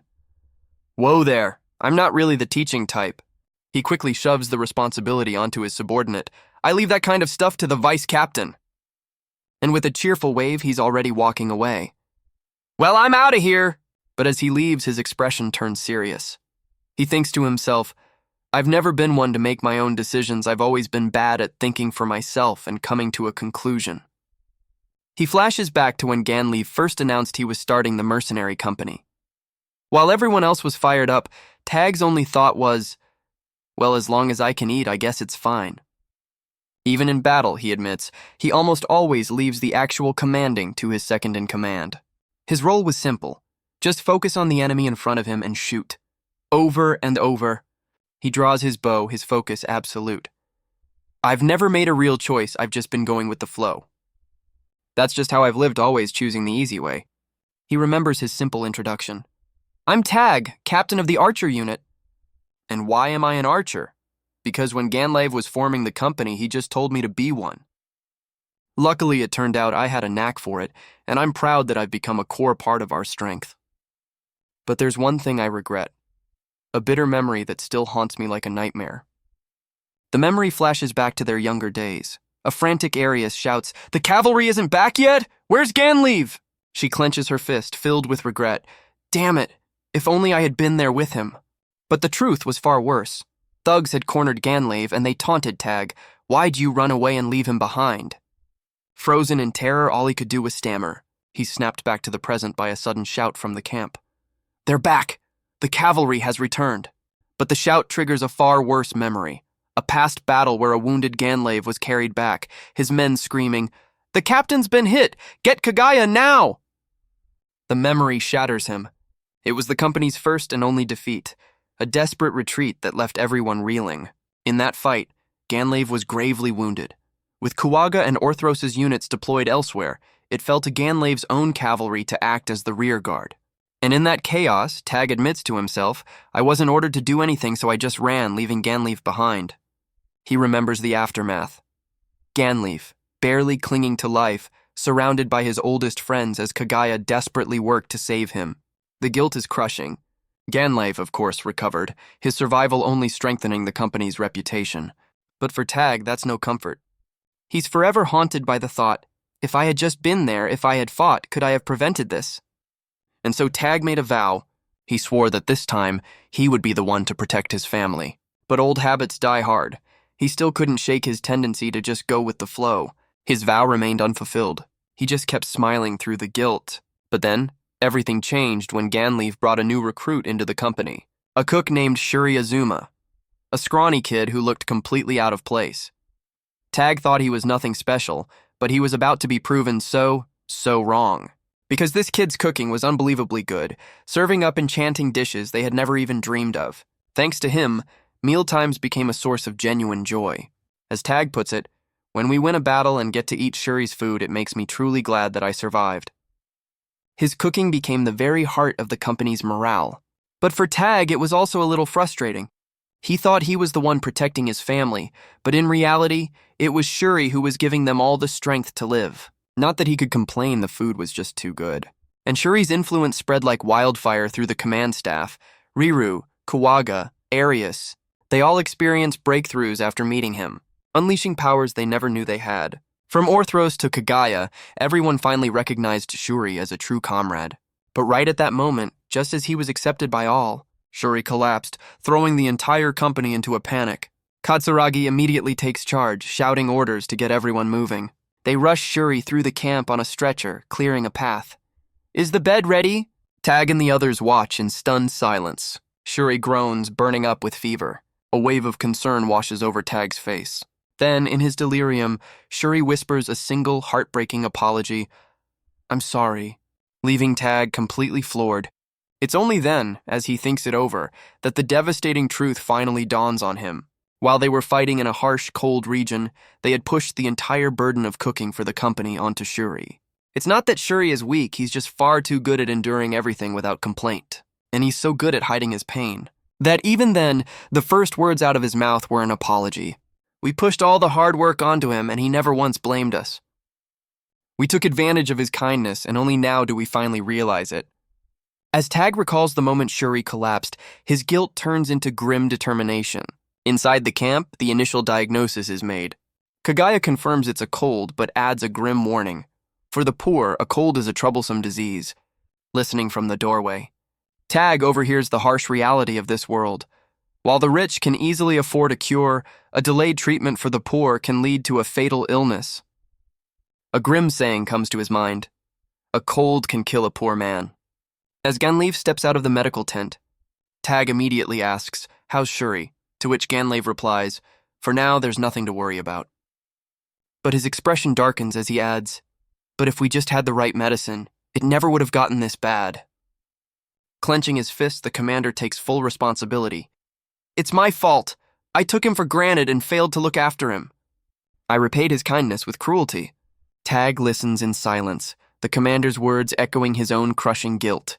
He thinks back, admitting to himself, "That's right, I was the same. I never even noticed his condition sometimes. I even thought helping him was a pain." Suddenly, a weak voice drifts from the tent as a delirious Shuri calls out for the family he lost. "Dad, Mom!" Tag looks over, seeing Shuri's hand reaching up helplessly from his sickbed. The sight hits him hard. "I thought I understood," he mutters, realizing just how alone their young chef truly is. As Tag reflects, he finally understands Shuri's true motivation. He has a family and he's been fighting desperately to survive just for the chance to see them again. Without ever speaking of his loneliness, Tag thinks, just how anxious and helpless must he have felt? Did we ever once try to understand his pain? Did we even know what kind of family he has? The questions haunt him. Friends? A lover? We know absolutely nothing about him. The crushing weight of his failure settles in, and we never even tried to ask. He looks at the camp, a place Shuri has changed so much, and thinks, "We've just been swept along, never taking the initiative." Suddenly, a voice cuts through his thoughts. Tag still guarding him? He looks up to see Kawaga and Orthros approaching, a plate of food in Kawaga's hands. Distracted, Tag takes the plate. "Food, thanks." But as he takes a bite, his face contorts in disgust. "Ugh, this is..." Kawaga admits, "It's not like it's inedible, but it's pretty bad, huh? My unit made it." And one look at the grayish slop on the plate confirms it. Kawaga's eyes narrow. "But Tag, that pained look on your face isn't just because the food is terrible, is it?" They let out a frustrated sigh. Pointing directly at him, Kawaga declares, "Let me tell you one thing. You're not the only one who's hurting." Tag flinches as they continue. "We're all in pain, too." Kawaga's expression softens with regret. "I thought I had to help Shuri, but I couldn't. Because I have absolutely no talent for cooking." "But that's no excuse for not doing anything," Tag replies, unable to forgive his own inaction. Kawaga's gaze is sharp. "Shuri didn't collapse just because you failed to act. So stop trying to be the tragic hero all by yourself, it's annoying." Their expression softens into a wry smile. "What we can do now is nurse him back to health and guard him. We can worry about apologizing for our shortcomings after he's back on his feet." Leaning casually against the massive Orthros, Kawaga states, "That's my plan." The hulking warrior just grunts. The weight finally lifts from Tag's shoulders as he manages a weak smile. "Yeah, you're right." As Kawaga and Orthros walk away, the swordmaster adds one last thing. "Besides, the others are no different from you, Tag. Everyone is acting like it's their fault. I'm reflecting on it too." "But," Kawaga continues, "but this is a time for Shuri to finally face his own condition. I don't know what he's pushing himself for, but it's about time he learned to relax. He needs to use this opportunity to rest properly and recover." The words finally sink in for Tag. Relax, huh? Later that night, the camp is quiet. As Tag makes his rounds, he shivers. Even in a warmer region, the nights are still freezing. "I heard it's peaceful over here, but I'll just check on him." But as he approaches, he sees a dazed Shuri stumbling away from the tent. A sudden cry of alarm. Inside, the bed is empty. "Shuri's gone!" Tag throws open the tent flap, his face a mask of pure panic. What happened? What's going on? Don't tell me he wandered off alone so he wouldn't be a bother to everyone? A voice calls out from the darkness. Tag-san? He turns and there's Shuri. Tag's panic instantly melts into relief. Shuri, you were right there. Shuri looks perfectly fine. Yeah, I'm feeling much better now. Tag lets out a huge sigh, wiping the sweat from his brow. Oh, you just went to take care of some business? Phew. He was so happy to see the chef looking healthy again, but Shuri's next words shattered his composure. With a bright, cheerful smile, Shuri declares, As you can see, I've recovered enough to move around. I think I can get back to work starting tomorrow. Tag's relief instantly evaporates, replaced by sheer frustration. I was screaming my head off looking for you, and you came out here just to tell me you're going back to work. But Shuri, with a gentle smile, completely misses the point. I'll be careful not to get sick again, and I promise not to cause any more trouble. Tag snaps, shoving him back towards the tent. Stop talking nonsense and get to bed. But inside, Shuri feels a sting of frustration, thinking, it's like they don't trust me at all. Tag's mind flashes back to the frantic, desperate days of Shuri's illness, and a sudden realization hits him. He remembers Shuri's feverish words. This tent is filled with cooking tools. It makes me feel like I have to work. He remembers his own quiet apology at Shuri's bedside, admitting that none of them had truly been supporting him. And so, he decided to ask the one question that had been weighing on all their minds. Leaning in close, he asked softly, Shuri, don't you want to go home? He had to hear it from Shuri himself, the true feelings the young chef had kept locked away. Shuri's answer is immediate and heartfelt. Of course, he says. I want to see my family. I want to go home. But his expression falls as he adds a grim reality check. But I might not be able to. Tag is stunned. Can't go back? And in that moment, Tag is crushed by the weight of his own ignorance. He finally understands. Shuri is what the people of this world call a Gaikai Jin, a person from beyond the treacherous outer sea. The legends of the Saburo continent tell of a time when the world was pure chaos, and a god forged the great continent from its purest elements. On this new land, humans and animals were born, and the god decided to watch over them. However, the leftover chaos couldn't be destroyed. It was driven to the far side of the continent and sealed away. To protect the sacred land, the god created a violent, impassable ocean, filling it with ferocious sea monsters to guard its borders. This is the creation myth of their world, a story so fantastic that most people only half believe it's true. And while no one has ever seen what lies beyond the outer sea, the existence of a treacherous, storm-racked ocean is a known fact. For Tag, everything clicks into place. The outer sea, a distant, unknown world. That's why Shuri said he might never be able to go home. Countless adventurers have tried to cross that sea, but not a single one has ever returned. For Shuri, there is no way back to his family. Shuri's quiet voice breaks the silence. Tag-san? Snapping back to reality, Tag asks, Huh? Why are you looking at me like that? You look like you feel sorry for me. Shuri flushes, caught off guard. Oh. Tag's expression softens as he explains, We don't have parents, but all of us who grew up together, we think of each other as family. He gives a reassuring wink, trying to lighten the mood. So don't you worry about us. We don't need any clumsy sympathy. But he quickly adds, Still, this is a little awkward, so let's change the subject. With a warm, genuine smile, Tag makes a promise. When you're feeling better, physically and mentally, will you tell me about your family? Tag admits his own deep-seated curiosity. To be honest, I've wanted to ask you for a while. I wanted to know what parents are really like. And so, Shuri began to speak, sharing precious memories of the family he left behind. As Tag listened, a powerful feeling started to well up inside him. It was a fierce, overwhelming desire to send Shuri back to his home. But his resolve shatters when he sees tears streaming down Shuri's face. Shuri? He panics, thinking he's made a terrible mistake. It's nothing, Shuri insists, but Tag is already blaming himself. How could I be so cruel, he thinks, making someone who can't return talk about the home they miss. But Shuri quickly cuts in, No, that's not it. He looks at Tag with surprising clarity. It's true that I want to go home, but I'm so glad I got to meet everyone in this mercenary company.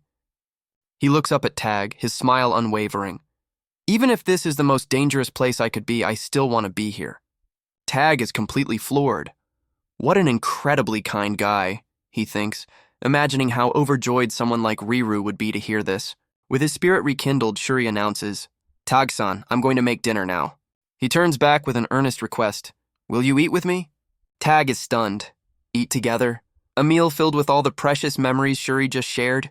A short while later, Shuri presents him with a steaming bowl of pot-au-feu, a dish straight from his family's recipe book. Tag has eaten Shuri's cooking many times before, but as he takes his first bite, he can taste how the potatoes have perfectly absorbed the rich flavor of the soup. With a look of pure bliss, he declares, "For me, this pot-au-feu is the best dish you've ever made." The more he eats, the deeper the flavor becomes.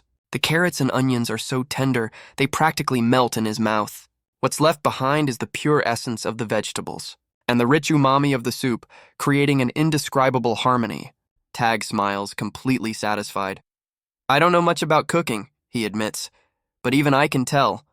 This is a magnificent dish born from endless effort and refinement." Shuri's voice cuts in. "Actually, my family used to make this for me too." He adds with a bittersweet smile, "It's a little lonely, though." Tag freezes, the spoon halfway to his mouth. He understands now. This is Shuri's true feeling, and if that's the case, a fire ignites in his eyes. "Then this time," he declares, "it's our turn to tell you." "I've never even seen my parents' faces," Tag says, his back to Shuri. "The only family I know are my comrades." He turns, his voice filled with conviction. "You have a family you can't reach. In that way, you're just like us. You are and always will be our family." He sees the same loneliness in Shuri that he and the other orphans have always carried. They were the same? "With our own hands, we built a place for ourselves," he says, hand over his heart. "We became people who could be relied on. We're a family for life. And there's no one in this family who would ever reject you." He puts a hand on Shuri's shoulder.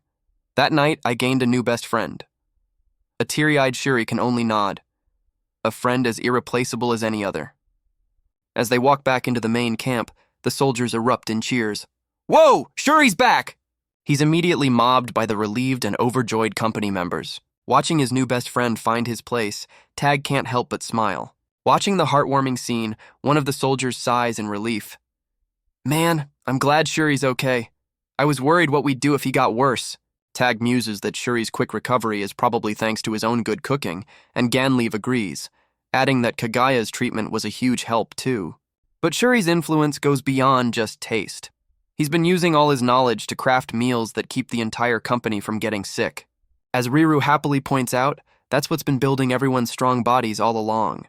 With the camp back in high spirits, Ganleave tells Tag he's heading out. Elsewhere, at the archery range, thwack! A young archer's arrow sinks deep into the target. But a voice cuts through the silence. "You're using your elbow wrong." The trainee turns, surprised to see Captain Tag himself observing their practice. Without another word, Tag demonstrates the perfect form, his movements a blur of practiced power. Whoosh! The arrow flies with incredible speed. His men watch in awe. "As expected of the captain," one whispers. "What amazing skill." Thwack! It doesn't just hit the bullseye. It punches clean through the wooden target and embeds itself in the tree behind it. Tag smiles satisfied. "All right then."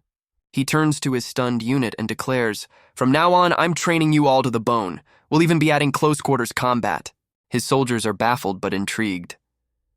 "It's rare to see the captain this fired up," one mutters. The young archer he was just mentoring asks, "But you usually leave all this to the vice-captain. What's with the sudden change of heart?" Tag's usual grin fades for a moment. "Yeah, that's true." Then, with a newfound resolve in his eyes, he explains, "Let's just say I've got a best friend I need to be strong enough to protect." He tells his men, "Up until now, I've just been drifting through life, but I've finally found my own dream. I want to travel this entire continent, from one end to the other, and experience everything it has to offer. And in the end," he declares, "I'll cross the outer sea and find Shuri's home." He vows to himself that he'll meet Shuri's parents and tell them their son is safe and sound. "I'll work hard to make that happen," he thinks. The scene shifts far into the future, to a time after the great continent was unified and a kingdom was founded. A massive public works project was proposed to create the very first map of the entire land. Before this, only small, fragmented maps of local territories existed, A continental map was an impossible dream, but for this grand project, one hero raised his hand. His name was Tag Valance, the first adventurer, the first captain of the Royal Guard, and the founder of the Tenryu style of combat. When the proposal was made, he immediately volunteered to lead the expedition and take on the immense responsibility. And so Tag traveled across the entire continent, exploring every last corner. His journey produced 2 books. The first was a complete map of the land, crafted with a passion and accuracy that defied the technology of the era. The second was the Chronicles of a Different World, a travelogue detailing the unique customs, climates, and local cuisines of the places he visited. Together, these books became priceless historical treasures, offering a window into the values and knowledge of the time. But after writing them, Tag Valance suddenly vanished. No record of his disappearance exists, not even in the royal archives. It was a mystery beyond the imagination of the people of his time. But decades later, he reappeared. He had been traveling beyond the continent, crossing the impassable outer sea in an age before advanced shipbuilding or navigation. This impossible journey was meticulously recorded in his Chronicles of a Different World, a national treasure that sparked the curiosity of the people and ushered in an age of great adventure. It is said that after his incredible life, he retired from his royal post and lived out his days peacefully with his family. He always said, "What drove me to risk my life on this adventure? It was a single bowl of soup that taught me about a cuisine and a worldview I never knew existed. I wanted to know more about the things I didn't know," he declared, "and that's why I set out to travel the continent."